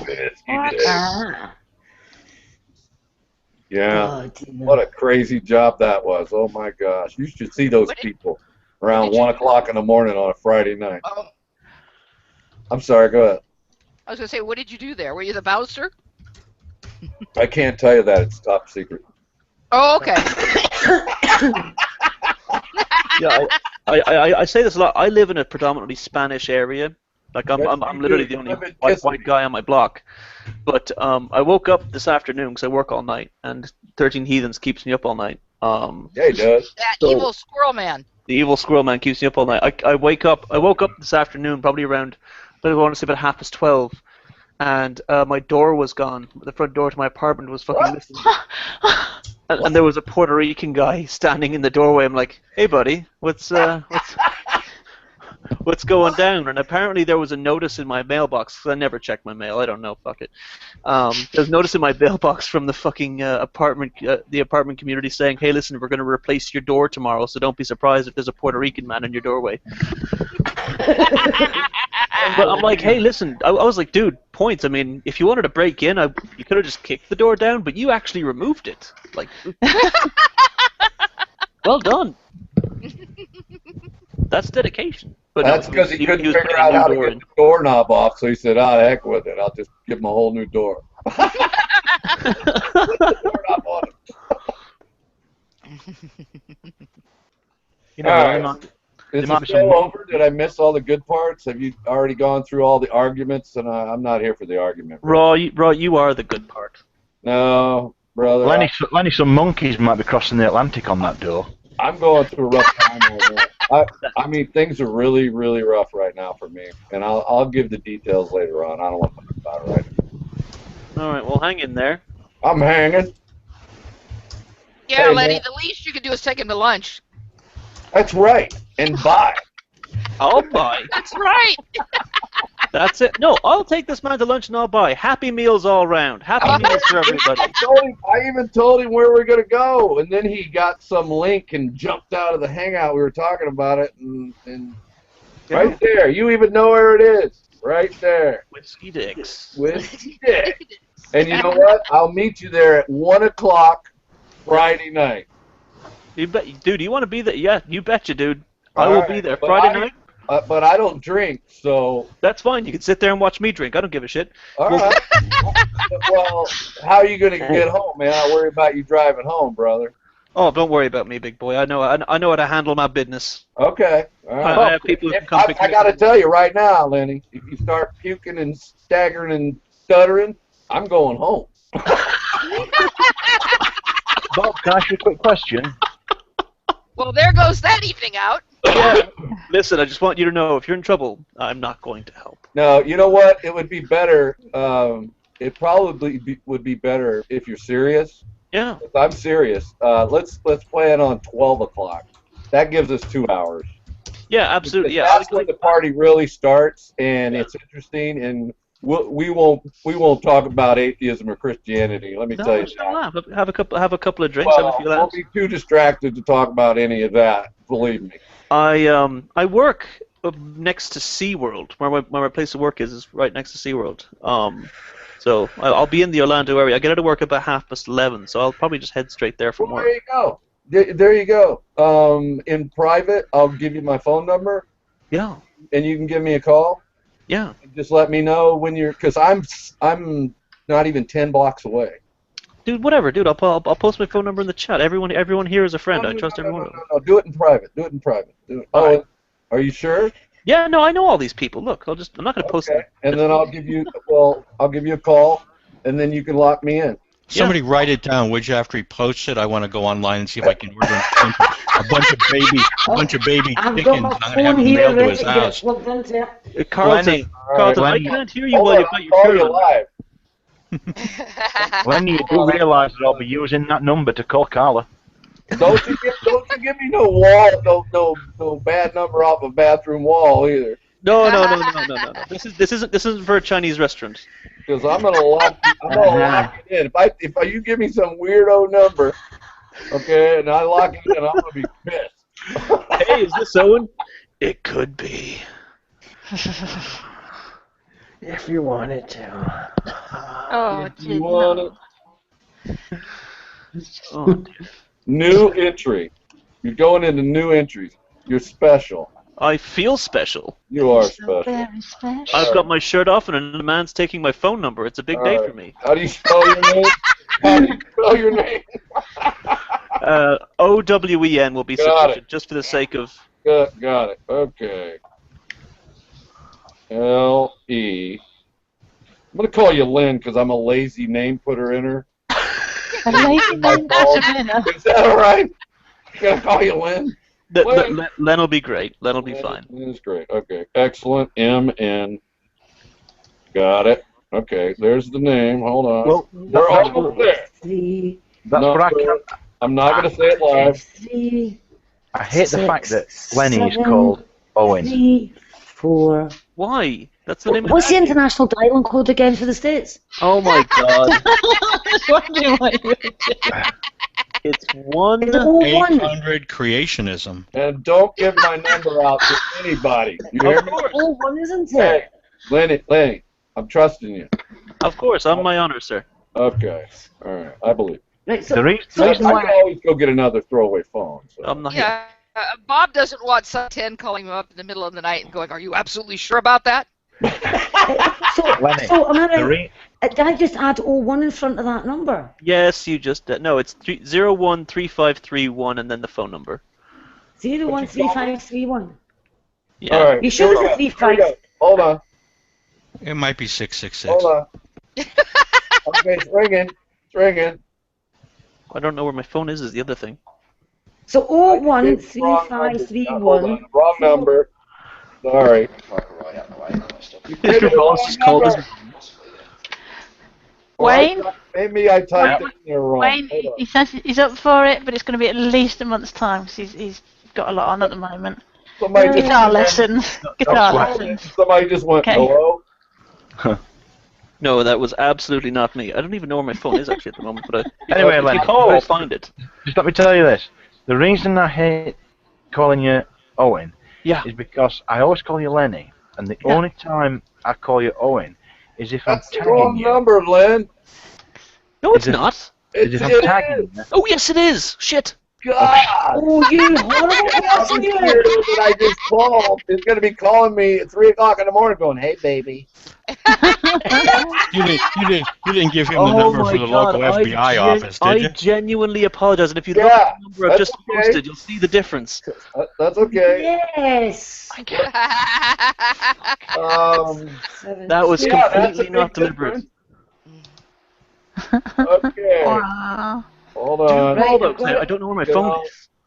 All right. Got it I feel saved. like That's calling me. the guy back and saying, hey, that happened live on YouTube, just so you know.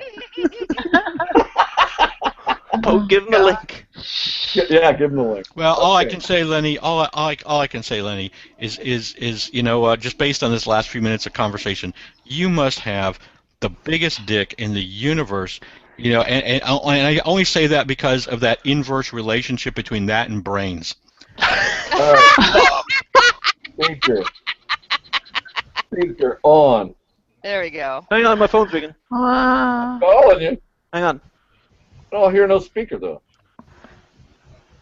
Look at the belly on this guy. Good. I'll feel skinny. I'll feel skinny standing next to you at Whiskey Dick.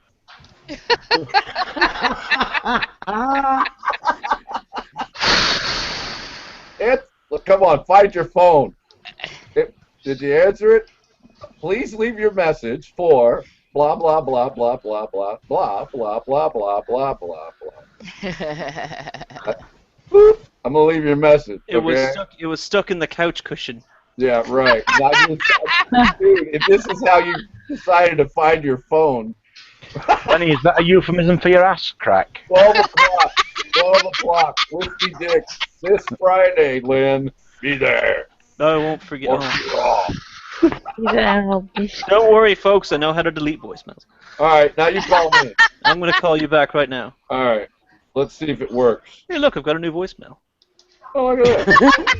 Well, put it on speaker. Oh, no, they just heard it. Why play it twice? Hang on a second. I got a phone call. I have no idea who this is. Oh, yeah. Mr.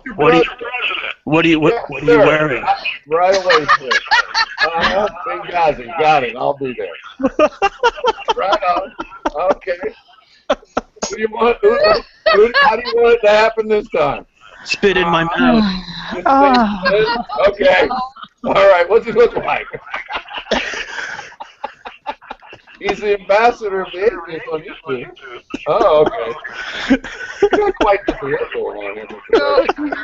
All right. Tell Jason Burns I saw his last video, and I'm very concerned.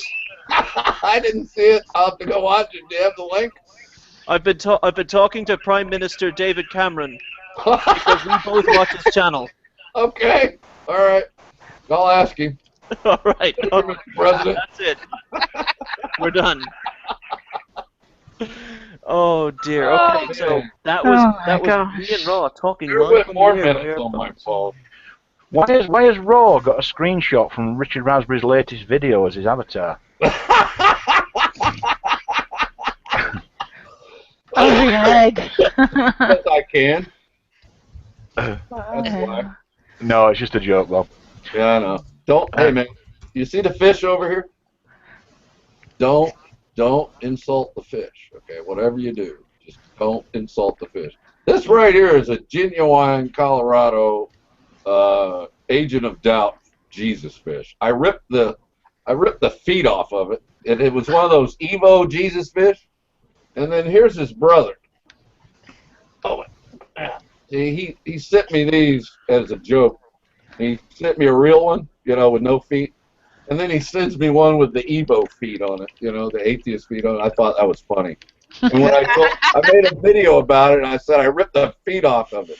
And he goes, "Oh, they sell replacements."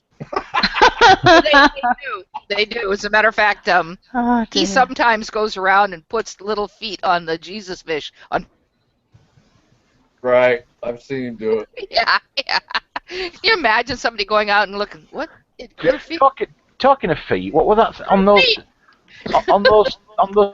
bad taxidermy? There were something that had Action Man boots on. What was that now, Fiona? Can you remember? Was it a squirrel? Pencil case?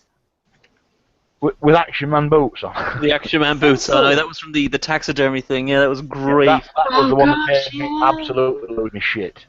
I just want to take a quick moment and welcome my close personal friend and friend of the show, Christopher Mouty. Oh. Chris. Hello, Christ. Where do you live, Chris? You don't have to answer that. Put your phone number up there, Chris. Put your address in the chat, okay? If it makes you feel better, you can put Ozzy's. Yeah, okay. Yeah, his too, and Carlton's. We're sharing phone numbers and meeting. Yeah. We're all going to meet at Whiskey Dick's this Friday. Ozzy's address. Lenny's phone number didn't work for me, so. Oh, wait a minute. Where's Whiskey Dick's? No. It's the second one I'm using. Okay. It doesn't work for me. Well, you're in Scotland. Don't you have to use one of those crank-up phones? Well, Fiona, do you have a can string long enough to reach? Right. Do I have a what? I can't. Yeah, Florida. I don't know if you've got. Yeah. I've got a very long straw. Yeah. We're not gonna. We don't want to know what that's for. String? That's what he's talking about. No, I'm just glad I've now got. All I've got to do now is add a photograph. Well, you're overseas, so there's got to be. You have to use. There's a international something you got to do. I think you got to call the operator actually to call overseas. I'm working. It's a mobile, probably.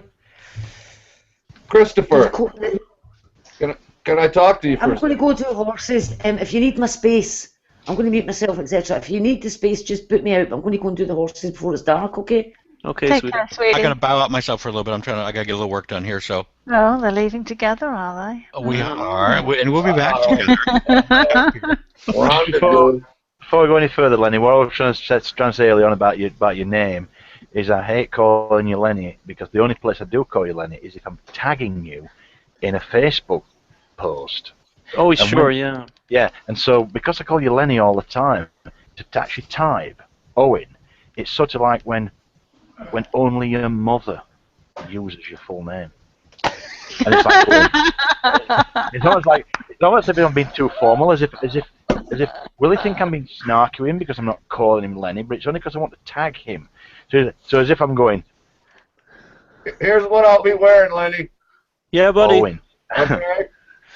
No, I'll yeah, I'm pretty sure I could identify you in a bar, regardless of what you're wearing. The owner owes me money anyway, so he'll think that I brought my big brother to collect. You don't mind, do you? You don't have to say nothing. I'm just going to point at you. That's fine, yeah. See that Irish guy over there? Yeah, I could just see you here. See that Irish guy over there, and the bartender would be like, "What, that fat cunt? Come on." What's he gonna do? Raw, you know the non-drinking thing? Yes, sir. Is that because you're on the wagon, or is that the religion? No, I had a problem with alcohol. Yeah, that's what I thought. I was just checking. You know what I mean? I don't mean to pry because that's personal. But I had a problem with alcohol, and I had to give it up. I mean, who were the ones that? Who were the Christians that don't drink alcohol anyway? Mormons, Jehovah's Witnesses. You have to take your pick. Contrary to believe, there are some Christians in Scotland who don't drink either. The not Presbyterians. Actually, Christians, according to the Bible, are allowed to drink. Yeah, there are some Baptists that don't drink. Seventh-day Adventists. If you want to know the truth, there's nothing wrong with drinking. It's drinking too much. It's doing anything too much is bad for you. That's what the Bible. Anything in excess. Mm-hmm. You know, you could do hangouts too much. Yeah. like I'm doing. I've said too much, doing too much online.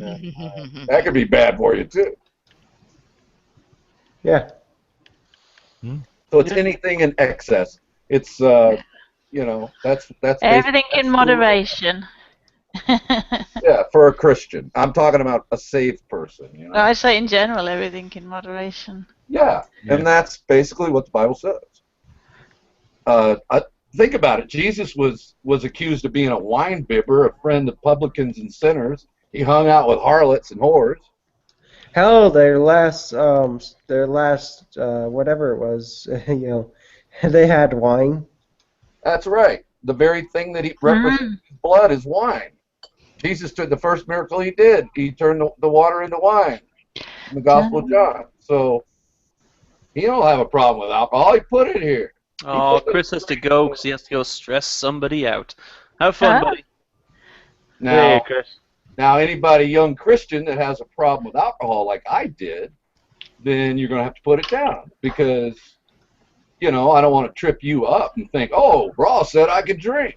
Well, only if you can handle it and just drink so many and not be an idiot and get, thrown in jail and ruin your life and you know what I mean? So I got to throw that clarifier in there because I don't want to preach to some young Christian. Well, I think it's important to keep in mind that alcohol can really, really hurt you, and anything that you're going to interact with that can hurt you, you got to show a certain high degree of respect for. And if you don't respect it, it's going to fuck you up.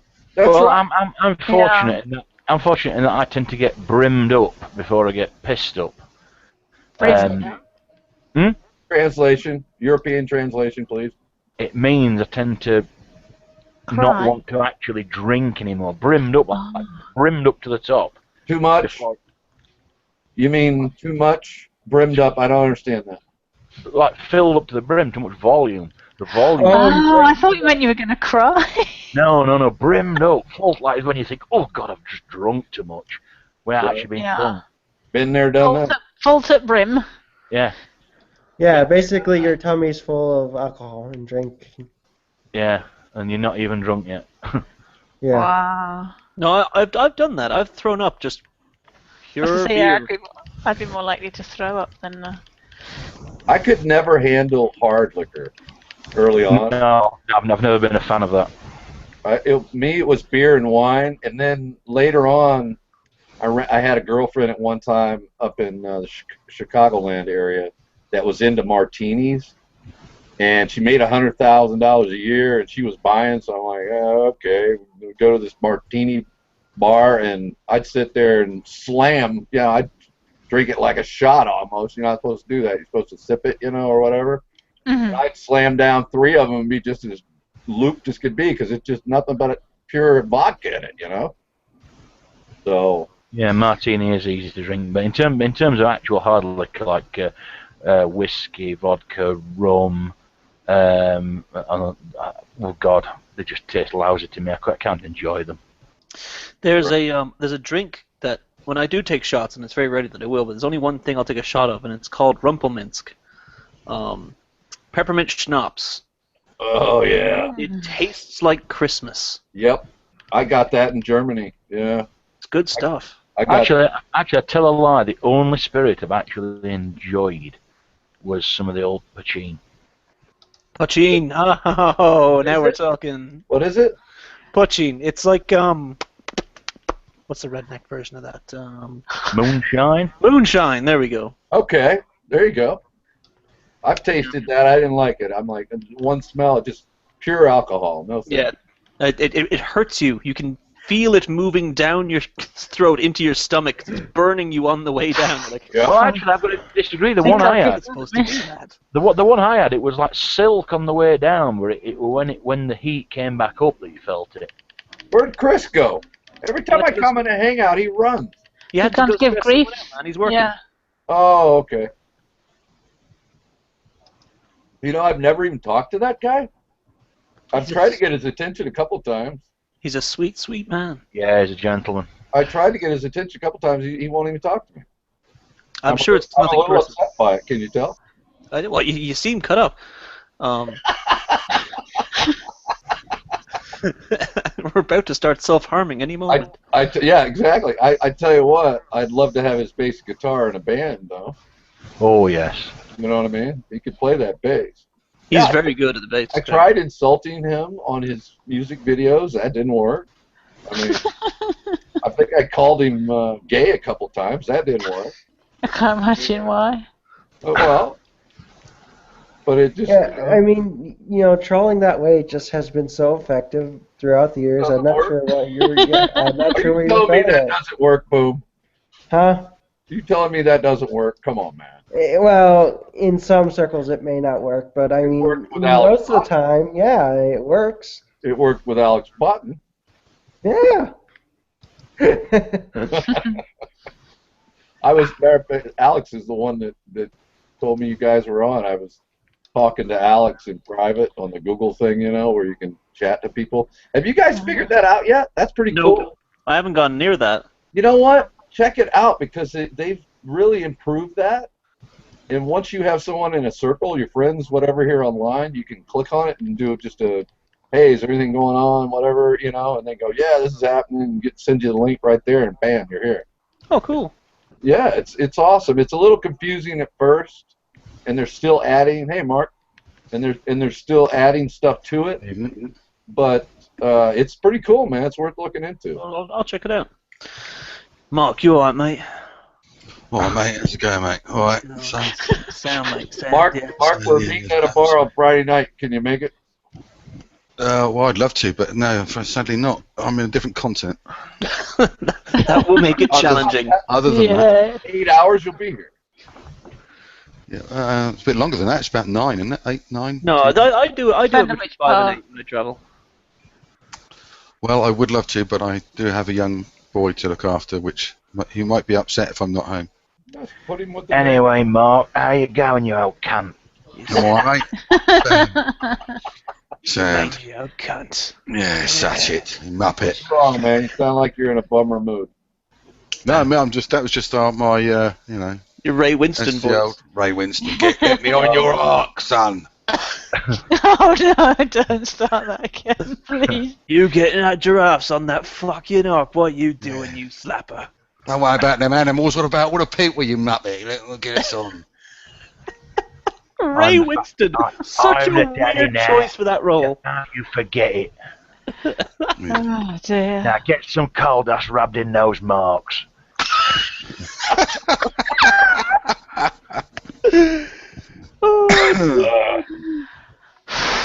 So you could do a Ray Winston voice, Raw. You've got the Bob. You've got the gravelly. I have to hear him first. I'm not familiar with him, so. I'm gonna make this happen for you. You deserve it.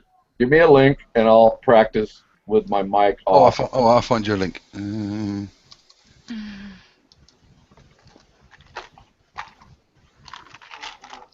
By the way, I was messing about with voice recorder on my phone today at work, and have a guess who I found out who I can imitate.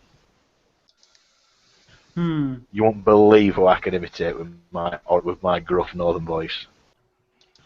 I can't do it now though, because I need to have a script in front of me in order to get the intonation right. I can do an imitation of the soft, dulcet. I'm sorry, wait, I have to stop you. I YouTubed the words. Ray Winston best of, and I clicked on his short little rant he does, and he's just said, "I'm sweating like a blind lesbian in a fish shop." That's just in Ray Winston's amazing fucking. Oh, I'm sweating like a blind lesbian in a fish shop. That's just wrong. Disturbing for words. Peter, sweating like a paedophile on a playground, son. No, video. If I was to say that, Lynn, there'd be 10 videos about me. Think about it. Think about it. Oh. Well, the classic one was contained a word we cannot say anymore. Something on a rape charge, weren't it? Something like that, yeah. Sweating like a rape charge. But you can't say that anymore. Oh right, yeah.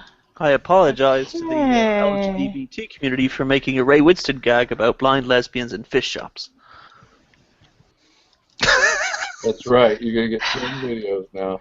So Kazumi's making a video as we speak. Oh yeah, I'm making one right now. I didn't want to say anything. Well, at least we know cunt of the week is next week. By the way, I am now officially taking suggestions for future cunt of the week because this last suggestion I thought was so good. Any further ideas from outside me would be appreciated. Yeah. Well, I think you should alternate between atheists and Christians. Sure. Well, this last guy wasn't either. He was a Tea Party idiot. So. Well, I've got one. This one has got to be. This has got to be next week's. And that's a certain. Spell it with a K. And that's a certain gentleman who slipped off the tongue that he wants a theocracy. You know it. You're talking about the. You can't get more cunt than that. Well, you can. You can get more cunt than that, and the only way you can get more cunt than that is to consider the cunt who was sitting across from him in the form in which he said that. I didn't get to throw my 2 cents in on that after watching that. Let me sum it up real quick, okay? Go on. Give me 30 seconds. I thought it was awful on both sides. I agree. I thought it was bad for atheists because of the level of the questions were really stupid and just wrong. And I thought Cy could have done a better job, but apparently they didn't want to do just the back and forth, but they did it anyway. And I thought that part of it was entertaining. And he got a little bit of the gospel in there, but if it would have been me, I'd have been given more of that. Anyway. But he won't do the Bible with atheists, though. That's the thing. Bob. That's what he says. He doesn't. I felt like, as a Christian, though, I felt like after watching it, I just wasted 2 hours. That's why. Yeah. Well, that's what everybody feels usually after watching Satan Bugger Cunt. Well, that's, by the way, Rod, that's kind of how I felt when I watched God's Not Dead. I felt like even though I don't believe, I still felt like it's a waste of a movie if it's supposed to be for Christians or what have you. I don't like Dillahunty either, so... yeah, I don't either. Can you give a tie next week? A what? No, I like Dillahunty. Yeah, the cunts of the week. Oh, if there were two. Yeah, because both Cy Tan and Matt Dillahunty. What did Matt Dillahunty do wrong? Yeah. He got up this morning.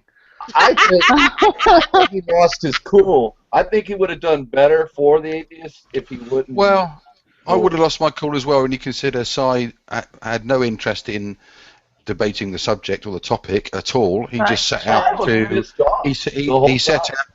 He set out to quote mine and misrepresent Matt by showing silly little videos when he could have actually made his case on the topic, and he didn't. So I'd have got pissed off as well. Alex, you've been refuted. I agree, and I like Cy. Okay, I haven't personally talked to him more than a couple of words, and when I did, he cut me off so short and didn't understand what I was saying that I was put off by it. But so I don't really have an opinion about him. I like his preaching. I've seen a couple of videos as a Christian now I'm talking about. Yeah. So if I was going to critique him on when he preaches to Christians, I think he does much better. I think that I understand where you guys come from, though, with the whole precept thing.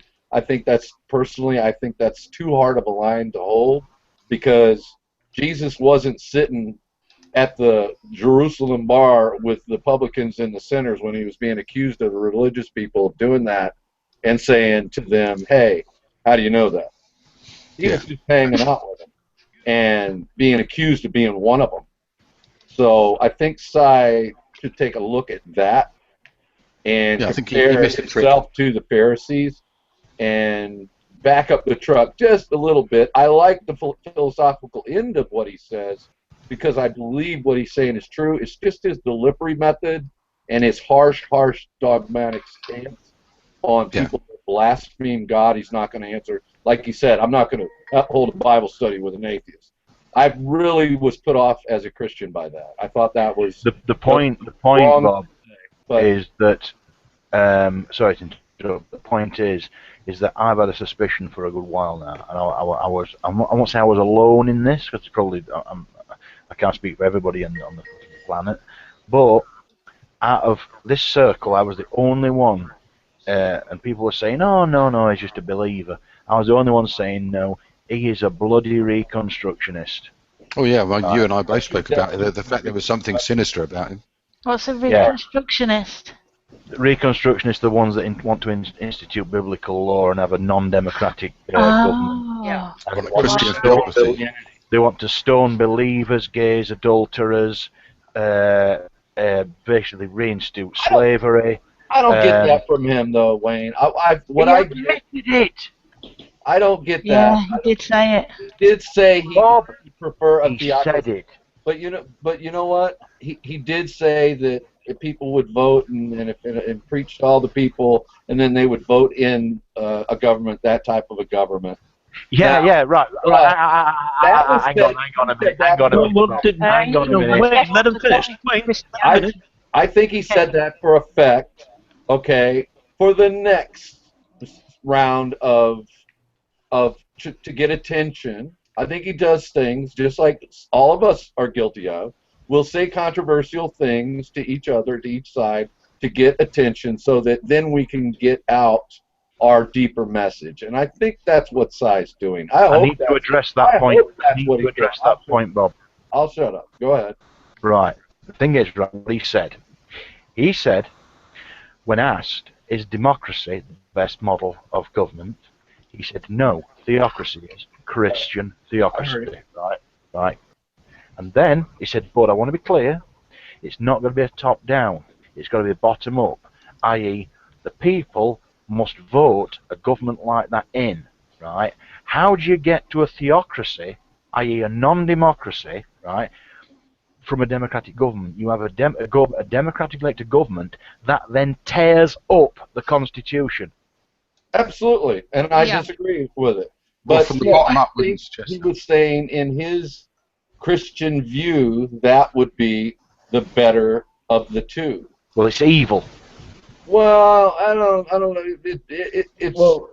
It rubs people, and I think it was done for effect. I really do. But I'm not going to defend the man. I don't even know him. Yeah. For instance, the people who were, for instance, like Hitler. Not saying that he's equivalent or anything like that. Just saying how Hitler got in. in. You went this far without Godwin's law, and you have to drag it in. No. I was saying that Hitler was voted in. Then he became a theocracy. That's all I was saying about that. Yeah, he was voted in. Then it became a theocracy. That's kind of how that worked, actually. But was it a theocracy? Ooh, that's a good question. I think that using the Hitler thing is muddying the waters a bit on this one. Sorry, Bill. But I wasn't with you, Wayne. I don't think using the comparison thing. Yeah. Yeah, it's well, boom. Just have a read up on Rushdoony's Institute of Biblical Law. Yeah, and look at what's his name? I can't think of his name, but all you have to do is look up Michelle Bachmann's legal. Yeah, I did. I checked that out, by the way, over there. You checked that one? Yeah. Because he's a law professor. Was a law professor, and he's one of her mentors. And this is a guy who's right out of Rushdoony, and he argues. He has several books arguing that we need to reinstate. We need to have a theocracy here in the United States, and this is what Michelle Bachmann and her husband follow. And there are a lot of people who really do believe this. However, I suspect a lot of people who believe this don't quite understand what they're asking for. Because what standards would you use for a theocracy? Exactly. Would it be Catholic, Protestant, yes, Pentecostal, Baptist, Presbyterian, Reformed? What would it be? And see, that's why it could never work. Yeah, and were you talking Old Testament, New Testament, both? You Right. know, it would never work. It's a really stupid idea, but there are people who really fervently believe in it, and unfortunately, some of them are in our government. Well, hopefully he'll retract that. I really think he should. But if he did, Wayne's right. He did even explain it, the method in which he hopes that it comes about. So maybe he does, hope for that. But you're absolutely right, Jay. Yeah. And a theocracy comes with everything that comes with it. Here's the type of government I want. You want to hear the type of government I want? Sure. Here's the Constitution. Revelation 22:11. And basically that's what I believe America has now, just because, but unfortunately for the atheist community, and I say that because I feel like you guys feel like you're stomped down and kept down because of the voting, you know what I mean? The majority of the people claim some form of theism. So it ends up being these people in there that promote that. But Revelation 22:11 is basically just let everybody be the way they are. Now, that I'm not promoting that everybody shouldn't come to Christ, but what I'm saying is that would be the correct government, because religion should be personal. The true religion of Christianity should be a personal thing, not a government. Yeah. And it should be practiced, to oneself. And when someone asks you what you believe, absolutely tell them what you believe, but move along and let them have their life. We're not to force our opinions of how someone should live down anyone's throat. The Bible doesn't say that. Now, it says that God thinks certain things are sin, yes, but it doesn't say make governments that take control and force everyone into your mold. It doesn't say that. It says let them be what they are. That's Revelation. I just think that Saitem Rogankate sees himself as some sort of 17th century Puritan witch burner. You could be right. I don't know. Like I said, I don't know the man. All I've seen are the Bible Thumping Wingnut interviews, and when he was doing the whole precept thing, I talked to him for 2 seconds when I called the first podcast, and I had a question, and he cut me off, bam, like that. And if he saw me smoking a cigarette and hanging out with you guys and talking to you guys, he'd probably say, I'm a blasphemer. I don't know. See, the thing is, I just think that shows what you just described, Rod, just shows an astounding lack of class. It does.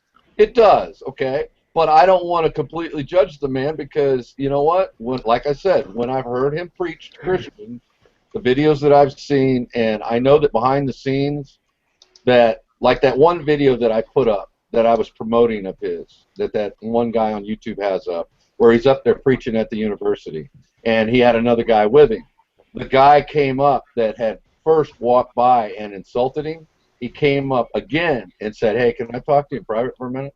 And Cy right away dropped everything, said, hey, man, take over, and walked off. And that conversation we didn't hear. So I have to reserve judgment on Cy's character, because I don't know what he's doing in private with these people. That man could have just got saved. I don't know. And his method is very harsh. Mine's been very harsh at times. I could still be harsh. But the Word of God still goes out, even through people that are Christians that do it the wrong way. God's Word doesn't come back to him void. It's going to accomplish what he set it out to do. So even the worst of preachers can still be used of God. Now, when they get there and face him, he's probably, going to deal with them very harshly. It's not about them at that point. It's about what his Word, God's Word, did, even through bad preaching. You understand what I'm saying? What causes me such disquiet, though, Bob, is not that they're actually going to ever achieve the goal of getting a Christian theocratic nation, but in terms of like state level politics, and where there's things like where the like local politicians are saying to people that you can't do this, you can't do that, or you can't get married unless you're a Christian, as has been documented. I posted a link up to it last week or earlier this week, because that's where precept gets you. When you start saying, I'd have to explain my answer to you, Wayne, but I'm not disagreeing with you. I agree. Yeah, we're not disagreeing now. We're just having a conversation. I know, but people are watching this and possibly will watch it in the future. And like I said, you know, they'll attack me if I don't explain it. I'm not going to. Okay, if they've got a question, and I just want to say it for the sake of those that might watch it. If you've got a question about my opinions of what the Scripture says, if you're a Christian and don't like what I'm saying, then I'm not talking about Scripture. I'm talking about the. I know, but I said I agree with you. Yeah. So this is for the viewers, not what I'm going to say next. This is for the viewers. It seems to me that by the script that basically says that you can't appeal to laws of logic, knowledge, and this lot, to me that is basically a ploy to deny the rights and protections afforded by a constitution to people who are non-believers. It's the way in which rights will be withdrawn. It's a method, Wayne. What it is it's a method and a style of preaching, okay, that gets underneath everyone's skin. It's gotten underneath everyone's skin, even some Christians. The question is God still using it? And that's what I reserve judgment on. I'm not going to judge anybody. See, I would become that theocracy, that one country judge, jury, executioner, if I were to say that Psi 10 is an idiot and should shut up, because God may be using him. Yeah, and my I objection. don't know that. My objection to the precept is not theological. It's political. Well, I'm not political, so we're talking about two different things. Yeah. I gave up on that a long time ago. I think it's a political tool. I would suggest then that the people that are concerned about politics and running governments run for office, vote, run campaigns, support them, and run this world. I'm on the 55 lap number 55 right now. I'm going to be checking. I'm going to get off the go-kart track in 15 more laps. I don't care. Okay. Now, I've been accused by Christians of saying, "Oh, you should vote." This very thing that you're talking about. Look at how big my finger was. I mean, look at the Muslims in this country, for instance. They are not in any positions of power like the fundamentalist Christians are in the USA. Well, at the point they are, that's when people take notice. Hold on a second, Wayne. Let me stop you right there. That's incorrect. The Christians are not in control of this country. And let me tell you what. No, I didn't say they were in control of the country. I didn't say that. They're not. In certain state level politics, for instance. Hold on. That's a misconception. The deceived people that are religious are in control of this country, not the Christians. The truth be known, in over 300 million people in the United States, very few of them are truly born-again Christians. There's the God's honest truth. They think they are. They're not. They're not following the Bible. They're following men. They're not following Jesus Christ. They're following a man, a teaching of a man in a pulpit. They're not reading the Bible for themselves. They don't know the first thing about the Bible. All they can do is parrot what the man on the pulpit is teaching them on Sunday if they go regularly. If they're Catholic, they're just doing the ritual. And that, now, I'm not saying there aren't saved people in the Catholic Church and in some of the Protestant churches. There are. But the powers that be in America are literally not Christian. They are the deceived religion of Christendom that is, I believe, was called to be in the last days that we're in. It was to be by design by God. Have you got any thoughts on that, Jade? You're from that neck of woods over the pond. I'm also, but to lend credibility as far as if it could be used as a political device. When you're talking about a methodology in which your main purpose is to silence people, to silence conversation, that's the first step in getting people to basically do what you want them to. It's to not voice dissent when you disagree, or try to silence dissent. Yeah. Well, let's not forget that most people in most times who want to get ahead are going to follow the flow of things. If a politician wants to, if you're in the Republican Party and you keep getting elected, you're going to cater to what you think people want. You're going to say the things that they want, no matter how you behave. Let's not forget that Newt Gingrich went after, President Clinton with everything he had for President Clinton's indiscretion with Monica Lewinsky, calling him all sorts of names, saying he should be impeached. And remember, Break it up, Jade. Oh, sorry.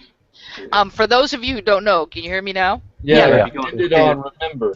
Yeah, for those of you who don't know, the Speaker of the House is third in line for the presidency. So Right. that's a very important position. Never realised that. Yeah, Thank you. yeah. The president is first, the vice president is second, the Speaker of the House of Representatives is third. I had no idea. I thought it went further down the cabinet. No, it does later. No. And the reasoning was originally because the Speaker of the House represents the most of the people. The House of Representatives, for the Senate, you get 2 people per state, so it's a bit unequal in terms of representation. Because here in California, which is a big state, we have more representatives than anybody because of population. We get 2 senators. Rhode Island, which is tiny, gets 2 senators. Nevada, which has hardly any population, gets 2 senators. But the House... Jed, quick question. Yeah. Does the amount of representatives changes, but the amount of senators doesn't? Yeah, the amount of senators stays the same. The amount of representatives changes because it goes by population. Yeah, cool. So each state gets however many representatives. We have 50 of them now in California because of the population, and there's a representative district for each representative. So yeah. So the idea was that the House, by being arranged for population, was more representative of the people than the Senate, which was a bit more elite. So yes, the Speaker of the House is third in line for the presidency. So it's a very important position. Do you know? I think it starts going down the cabinet, and I don't remember what order it is. I really don't. I used to. Need to look up. It might be the Attorney General. I don't know. Yeah. Well, it's Secretary of Defense, I think, is the Okay, well, yeah, I'd have to look it up. I forget. But anyway, what I was going to say is, so Newt Gingrich, fought for the impeachment of President Clinton for the one-time discretion with Monica Lewinsky that, was proven, and stood on his credentials as a devout Christian and a good family man and all this. All the time he was doing this, he was cheating on his wife with another woman.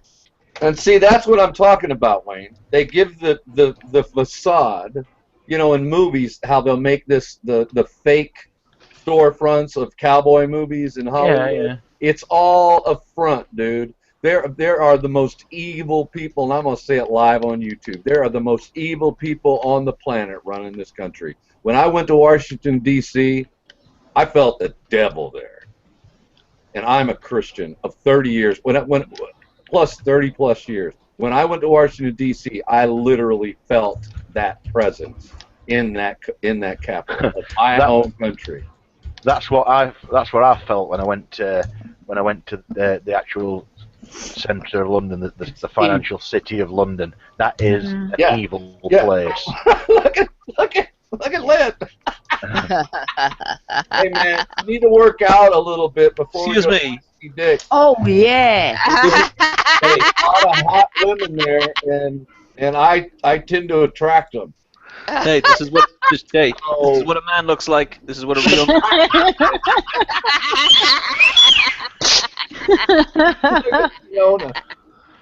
Oh my gosh. This is what a man. Look at that.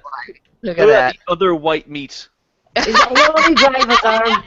Looks like Lenny's been up to the elbows in gravy browning. I've got those fucking ridiculous tan lines. Yes. You gotta try going outside with your shirt off every once in a while. You're in Florida, dude. How can you live in Florida and be that colour? That's the Scottish colour. Take his shirt out. Blue. I would be that colour if I lived in Florida. I'll fix this. I'll take him to the beach. I'll show him the good beach here in Florida. I'll take him to the beach and make him drive and pay for all the gas.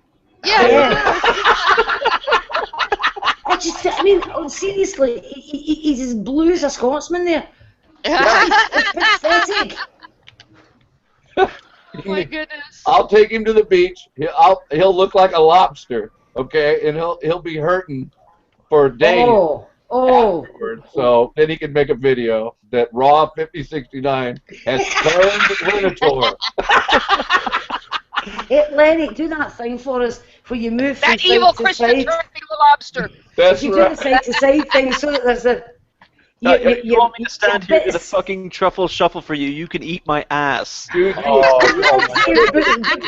other way. I'm not saying this. You would turn so bad that 500 sunscreen wouldn't even come close to helping you.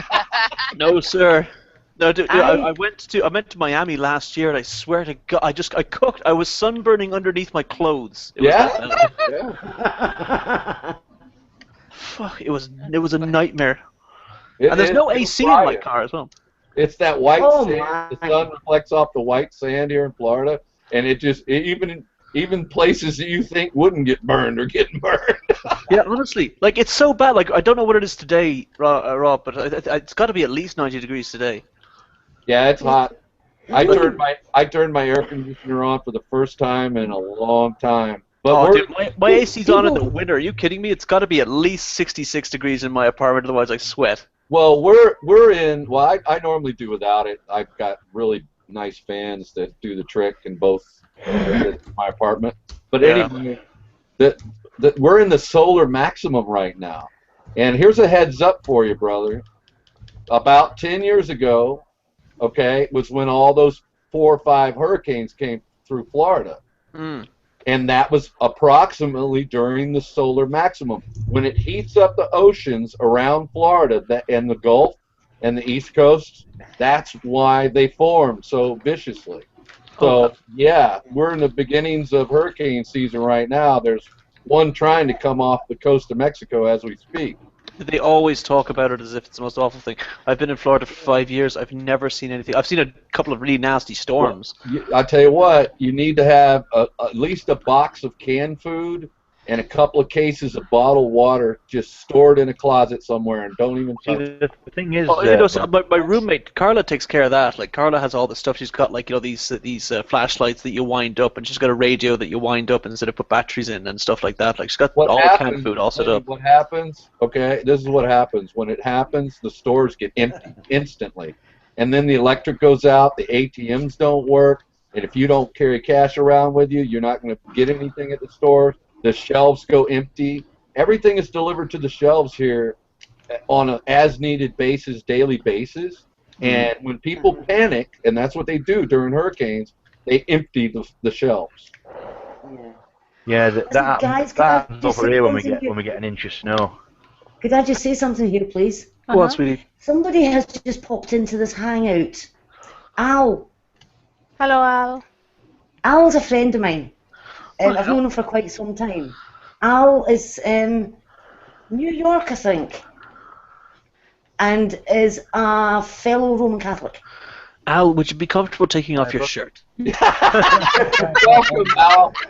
Welcome to the crazy room. Atta boy, Al! Oh my gosh. Yes! He's going to take it off. Oh, no. It's ladies' night here on the Awesome Crew Show. You are muted, by the way. You will have to click the red unmute button on your screen so that we can hear you. I can't do it. At least he's got a 10, Lynn. Yeah, I'm not going to take my shirt off either. I'm cold. You said before it was 66 degrees in your room. It's about 65 here. I've just been outside to do the horses, and it's a monsoon out there. Okay, the shirt's going back on. Where are you At from, least we Al? got a glimpse. That's what counts. Where am I? Al, where are you from? New York. New York. I'm in Brooklyn. Okay, we won't hold that against you.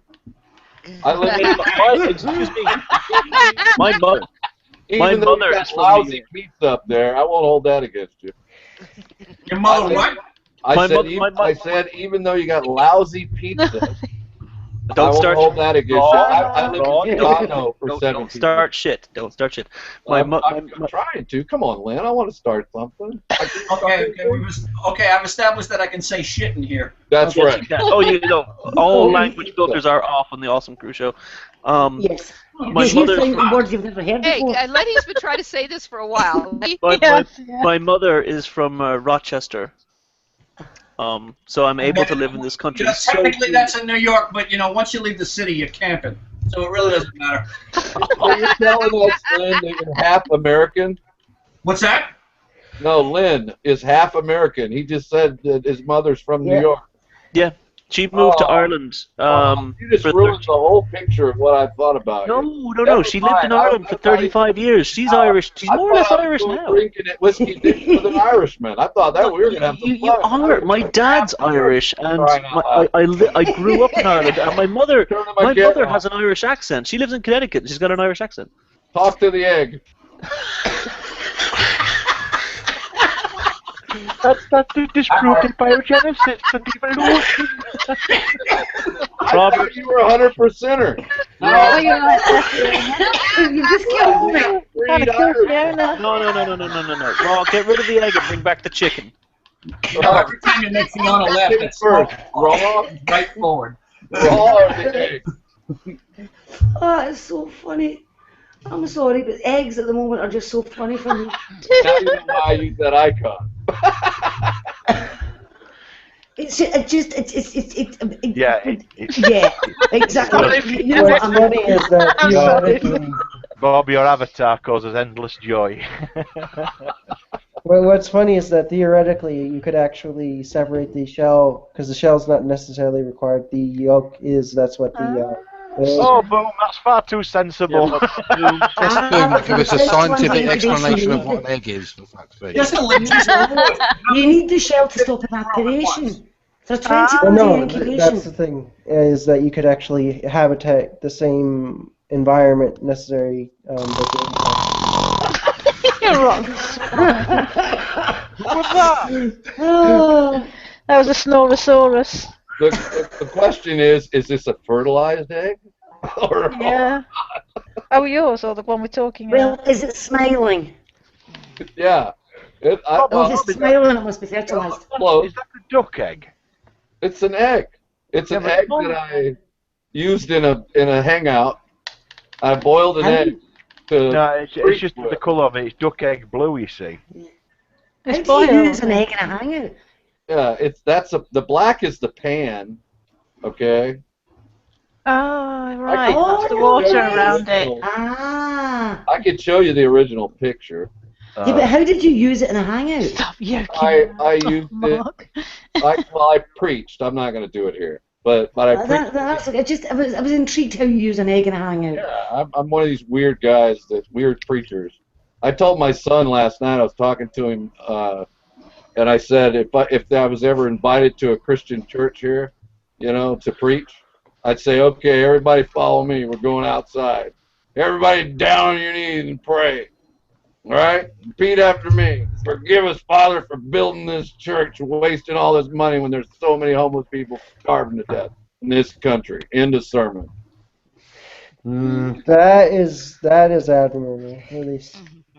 This egg shows the absurdity. Do you think they'd ever invite me back? If they don't, then that church is you could say is lost. I'm having a hard time hearing you, Boom. Oh, sorry. I was just saying that It's not such a bad thing. If they don't invite you back. It's like that old joke about the guy who goes on stage and says, "Hey, can everyone hear me in the back?" And some cunt shouts, "Well, yeah, but I wish I could switch with someone who can't." You're not going to take that, are you, Boom? Oh, boy. Stick up for yourself. Don't make me do it. Fight back, for heaven's sake. You're no fun. It's like poking a dead fish. Swing. Which is what I bet sex with Shani is like. Oh. Sorry, that was a cheap. Curiosity. Am I the only one here not engaged in a vice? Well, do you have one? He's got his dick in one, that's right. You need to find a device. Any whiskey. I can get a glass of wine, I guess. There you There go. you go I then. don't smoke. I don't. You're talking about this? My vice? This is What is that? Is that a mic or a hookah pipe? I can't tell. This is it's a vaporizer. It's an e-cig. It's liquid nicotine with flavoring. I use them occasionally. It's me trying to quit these. Oh, my sister does that. She has electronic cigarettes. All right. Yeah, it's pretty cool. But Yeah. I'm going through a stressful time in my life right now. I'm having a hard time giving up the real thing.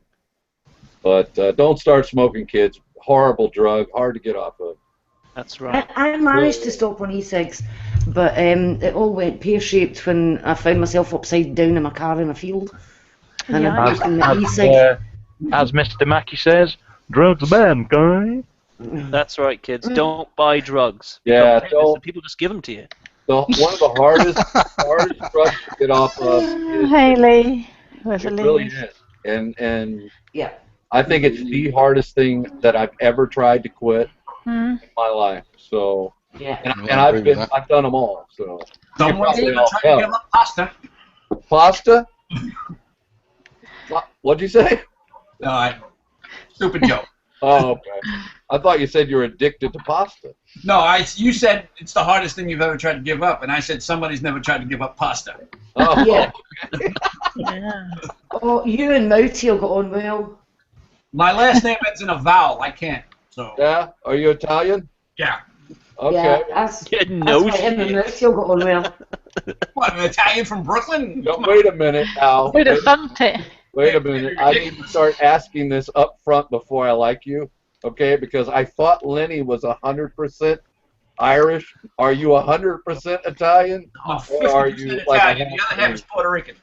Okay, so you're mixed. Okay. I'm a mutt. I'm a mix. I'm a mutt. Lenny's I the have no Mick. idea what I am.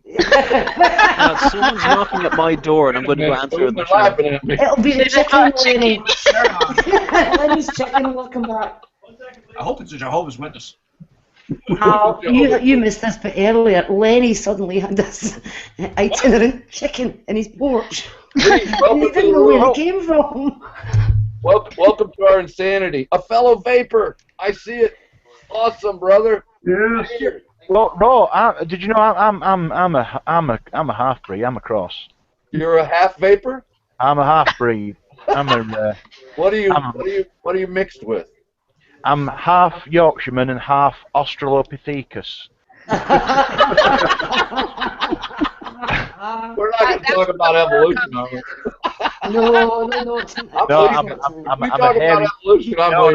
I'm a hairy throwback. I'm one of these crazy 7-day guys that believe God could do that, so I'm leaving. It weren't an evolution thing. It was basically about the fact that I'm a goddamn hairy ape. Okay. Yeah. But most English people are we're all mongrels really, given our heritage. Speak for given our history. I'm actually the only one in the family who's hairy. I had a brother. Whoa! What's an old man like? Send me that guitar. What is the guitar? Does that mean your mum's bald, Wayne? What kind of guitar is that? It's basically a stag copy of some sort of. It's just a whole body arch top cheap copy. I'll tell you a story. When my uncle died a few years back, he left my brother a guitar that he had for many years. My brother got it, and it's a blonde Gibson Les Paul from the early '60s. Oh. Yeah, and he had it restored for thousands and thousands of dollars. My uncle. Oh yeah, probably worth $50,000. Yeah, at least. Yeah. You can't. That one on the wall cost £200. I wouldn't know what it is. How many dollars? That's about 150, 175. Okay. Oh, okay. Somewhere around there, I'm not quite sure. I found mine in a pawn shop, and it's an old Fender box and acoustic, and I was looking for something the sound and a straight neck. Most important thing on a guitar, especially an acoustic guitar, is a straight neck. You can't keep it in tune if the neck's not straight. True. And I got lucky and found one perfect straight neck, and I looked it up online with the serial number from Fender inside the box hole. It's worth about $600. Did you ever hear the story about Jay? You ever hear the story about Jay Leno and that Harley Davidson that a guy bought at a yard sale? Guy buys a Harley Davidson at a yard sale, and somehow Jay Leno finds out about it. So Jay Leno calls the guy and offers him $100,000 for the Harley. The guy is immediately suspicious, and he says, "How do I know? All right, how do I know what I have here? How do I know what you said?" Jay Leno says, "Go pick up the seat." So the guy goes up to the Harley, picks up the seat. He picks up the seat, and engraved underneath the seat is "To Elvis, Love Priscilla." Wow. Yeah. I know about this other guy who at a yard sale just bought this really shit painting at a yard sale, was having it restored, and when they stripped off the paint, they found a handwritten copy, a couple hundred years old, of the Declaration of Independence. Wow. So, I keep hoping to get lucky, but That is amazing. Yeah, I'm glad I don't have Jay Leno's money. I'd be a worse raw than I. That makes one of us. Yeah. No, I'm glad he doesn't have Jay Leno's money as well. Yeah, I'd be showing up at everybody's doorstep preaching to you if I had that kind of money. You wouldn't want that. I'd hand you an egg, and as you're standing there looking at the egg, the boiled egg, I'd be preaching to you, and then I'd leave. And, The minute I ate the boiled egg, I just closed the door. yeah, it'd be like the cult of Raw. Jehovah Raw. What does the boiled egg symbolize? Handing out eggs. It symbolises your brain on drugs. Exactly. Well, that's a fried egg in a frying pan. I know. Exactly. It's a scrambled egg, actually. I prefer boiled. Now, poached is my favorite. Yes, absolutely. Oh, with some really good hollandaise sauce. It's got to be good though. I like sweet chili sauce on my poached eggs. Mmm. Bacon and onion. And cheese. I like hot sauce too. Oh, hot sauce. Nothing better than a good egg burrito if it's done right. Although if I have a Hope I fried never get stuck in a lift with you after you've eaten that. if I have a fried egg on bread, then I have reggae sauce on it. Did you hear that there's a new study out that everybody staying online so much now is creating everyone to be overweight, and now everybody look down at their bellies. Men, look at your belly. Yep. Right. It's not the internet that's caused mine. No. Listen, don't try to disappoint me. Like that. I've been working on my abs for years, and I finally got them perfectly round. Well, just I had a delay in my brain. Not only did the Hangout have a delay, but I had one in my brain. That was good. Well, there's a certain product in England. I don't expect the on the pond to get this, but I don't have a six-pack. I have a Watney's Party 7. Yeah, why bring a six-pack to a party when you can bring a keg? Well, people don't understand about me is that I've got a lot of muscle mass. I've got a very physically intensive job, but I do have very defined muscles. It's just buried under piles of fucking fat. Yeah, that's what I'm talking about.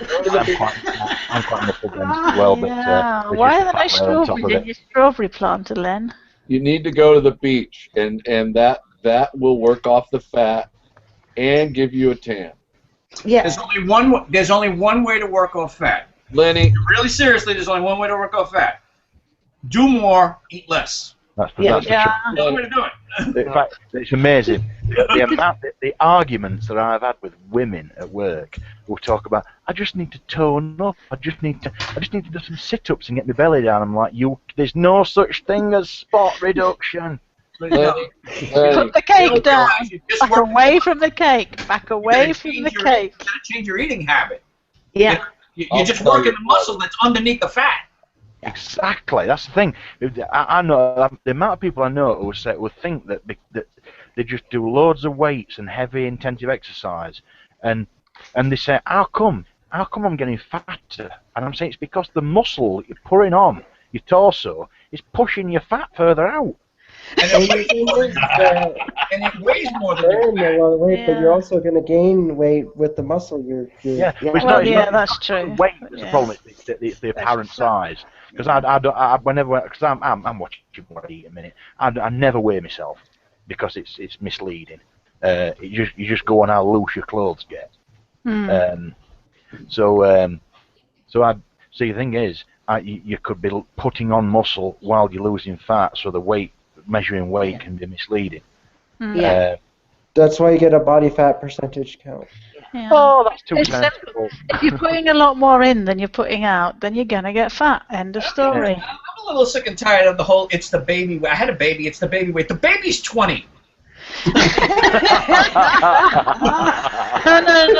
But in my case, I had lots of cakes. I didn't have lots of babies. I had lots of cakes. The thing is, I'm now trying to get off years and years of cheese. You know, Wayne, actually, you can't see my hands right now, and I'm trying to get off too, but I don't think that... That was TMI. I had to give up eating really terrible, unhealthy cheese a few months ago, and oh god, the cravings I get! I can't have blue cheese anymore, and oh my god! All I tell you what, you want to lose a quick amount of weight, just give up soda. That's true. I've heard this. If you give up soda, if you just stop drinking, men lose weight faster than women anyway. But if a man gives up soda, like, you'll drop 10 pounds in 2 weeks without dropping a hat. Like, all you have to do is not drink the soda. But I don't drink soda. Or get dysentery. That'll do it. Dysentery. When you say soda, do you mean fizzy drinks or do you mean sugary drinks? Sugary. You know, Well, because I haven't drank sugary drinks for years, simply because of a dental problem that was caused by sucking mints, and it cost me a lot of dental work. So then I haven't. So I gave up sugary drinks as well. I've not been a sugar consumer for years. Oh, I've got a sweet. Do you know what you could try? The sugar-free gummy bear diet. Ooh, you know what you could actually try though? For realsies? You could try heroin. Those guys in Trainspotting look skinny as fuck. I can tell you how to do it. You know, I just imagine that like 2 weeks after everybody dies, they reach their ideal weight. 2 weeks after you're dead, you're at your ideal weight.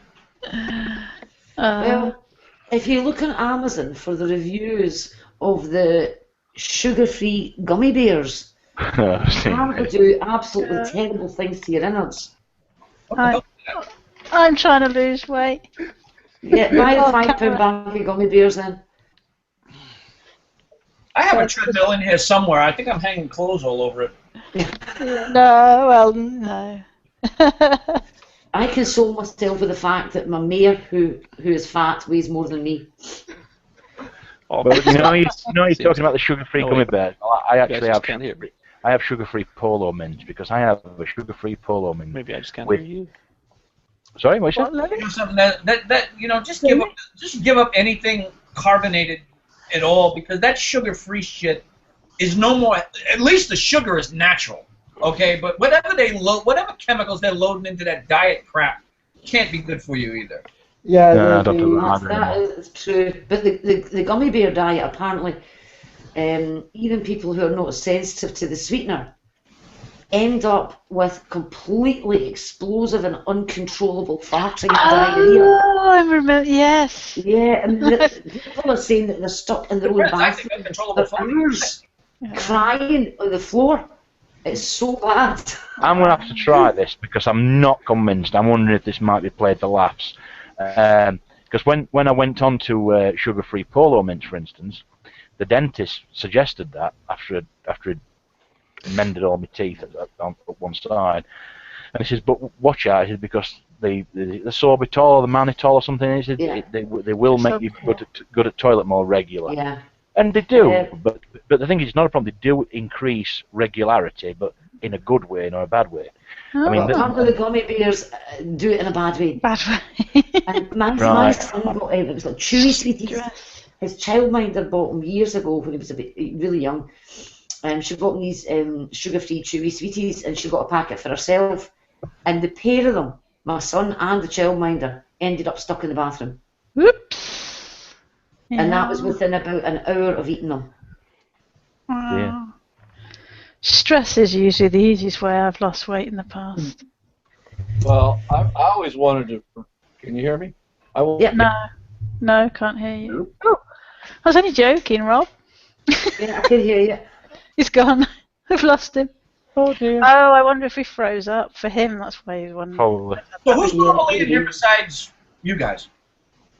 Nobody's. No one else worth having in here. No, I'm joking. I'm just joking. I tried to be horrible and then I just apologised. They're just hanging out, chewing the fat, insulting each other. Yeah. He's back. Oh, God, he's back. Ah, Ro's back. Wow, man, what happened? I went into the Twilight Zone. Well, here's a question for you, Ro. You know, on these hangouts, I've heard you mention. I don't do Bible studies with atheists. No. Well, actually, that brings me to my next question. You know when you say I'm putting you in purgatory? Oh, that cracks me up. What does it actually mean? Is it some setting or something in a hangout? Yes. Yeah, over here on the left-hand side, there we go to cameraman, and if you don't have the app, you have to hit the 3 little dots below it, and you have to add it.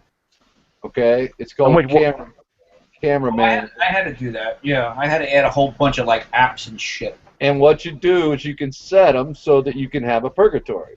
And what it does is it throws them off the screen. Like we're all appearing in Linator's settings, probably everybody that's watching sees our little icons. And whatever he highlights in the Google Hangout, that'll stay up there, or he can just let it be voice activated. Okay? This gives you the option of not showing any little ones at the bottom, and then just everybody who, when they talk, they appear. Or you can leave it on just you or just somebody else. But it also gives you the feature of not showing them, and it mutes them to the live broadcast. So it's like purgatory. You're in the Hangout, but you can't be heard or seen.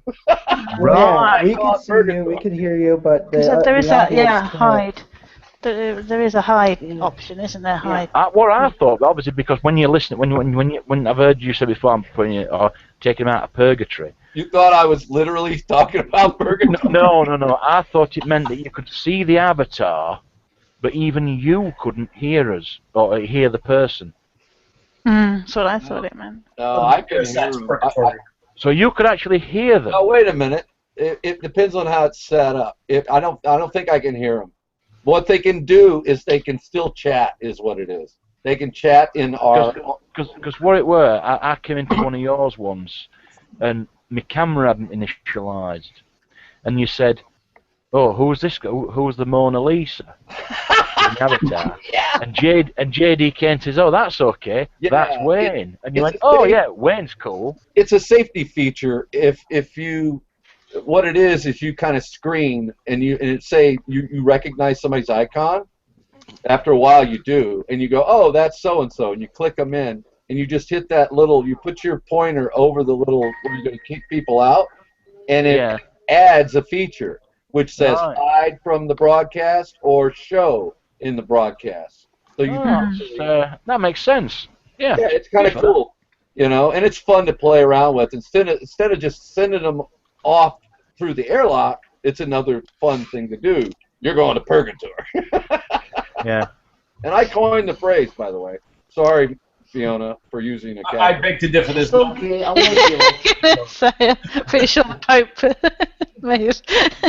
Go ahead, Al. I'm sorry. That's okay. I think he means he coined the phrase for this particular use in Hangouts, not that he actually came up with the idea of purgatory himself. Right, I didn't come up with purgatory. Al Gore invented the internet. Yeah, go watch one of my Hangouts. You'll learn all about it. Or better yet, try to get in one. You'll learn. How many people can this fit at any one time? 10. Yeah, some of them are 9, some of them are 10. Depends on the setup, I think. Yeah, the maximum. Yeah, the maximum that Google has set is 10. Probably sensible, I suppose. Lenny, click on that link. That's where we need to go next. Before summer is out, buddy. You gotcha. Let me click on this. The big link, all it is Oh, wow. I have never seen that many men in mankinis in my life. That's New Smyrna Beach. That's all the images that show up when you search for New Smyrna Beach. Have you ever been there? Dude, that is gorgeous. Have you ever been there? Yeah. No, I have not. It's the most beautiful beach, in my opinion, in Florida, buddy. I'll show it to you. It's a local hidden treasure down here. The other thing is Wekiva State Park, and that's not very far. That's closer than the beach. That is cool. If you haven't seen that, you got to see it, man. Dude, I could probably get us a deal in a hotel, maybe make like a weekend out of it or something. Yeah, I'm not going to sleep in the same room with you, man. I like it's you. It's not weird. You know, what do you think I am? You know, what do you think I'm just saying. Look, it's only weird that it's Christian. Is that what you? That's it. It's only weird if you let it be weird, man. That's it. The date is off. I'm not meeting you at the bar at 12 o'clock on Friday. Okay, I don't care if you buy. Next thing you know, you'll be like, hey, bro, let's get a hotel. No thanks. There's a picture there of a surfer with a shark jumping behind him. They've been lately down here in Florida. They've been spotting a lot of shark activity in the water. People literally, someone took a GoPro camera. Shark activity in the water. Oh yeah. What? Oh boy. Wait, stay out of the water. They don't like to advertise it because they want people to come to Florida. But if you go to the beach and you go too far out there and hang out, you go, "Wee, this is fun." Guess what? You could be lunch. Yeah. Yeah. So they've been seeing a lot of them off the coast. They actually saw a great white not too long ago. No, I was just going for a swim. Not good at all. You ain't gonna get me in. And I used to surf when I was a kid. I used to go surfing and hang out at the beach all the time, and my feet just dangling off the surfboard way out there. And one day a dolphin came up right next to me and a buddy of mine that we were surfing, scared the living crap right out of me. Dorsal fin came up, huge. I mean, he was huge. He was you take 5 telephone poles. No, that's not a good description. What would be the size of him? Anyway, it was as big around as, say, like a hippopotamus, a baby hippo, but long, and this dorsal fin, and his air blew as soon as he came up out of the water, and he was just checking me out, man. He looked right at me, and he was like, and they play with boats. They're known to do that. But I came in shaking. I'm like, whoa, and talking to the other people that were surfing, and they go, dude, that's cool. If the dolphins are around, that means the sharks aren't, because they can kill a shark. And dude, they ram them with their nose. They hate sharks. They're smart. All right, a couple of things here real quick. Super Joker suggests the best way to lose weight and get abs is to cover yourself in honey, then roll around on a pile of about 20 to 40 puppies. The laughing from the tickling licks and running around to grab them, not to mention all that rolling around. 100% success rate. Yeah, there you go. Guys, we've been going for about 3 fucking hours. We're done here. We're going to hang out for a little while and shoot the shit some more. It's been wonderful talking to all of you. Thank you for joining us for the awesome after show. If you want more, you'll have to wait till next week, you greedy bastards. Yes, we are, rather. Yeah. Fuck you, Boom.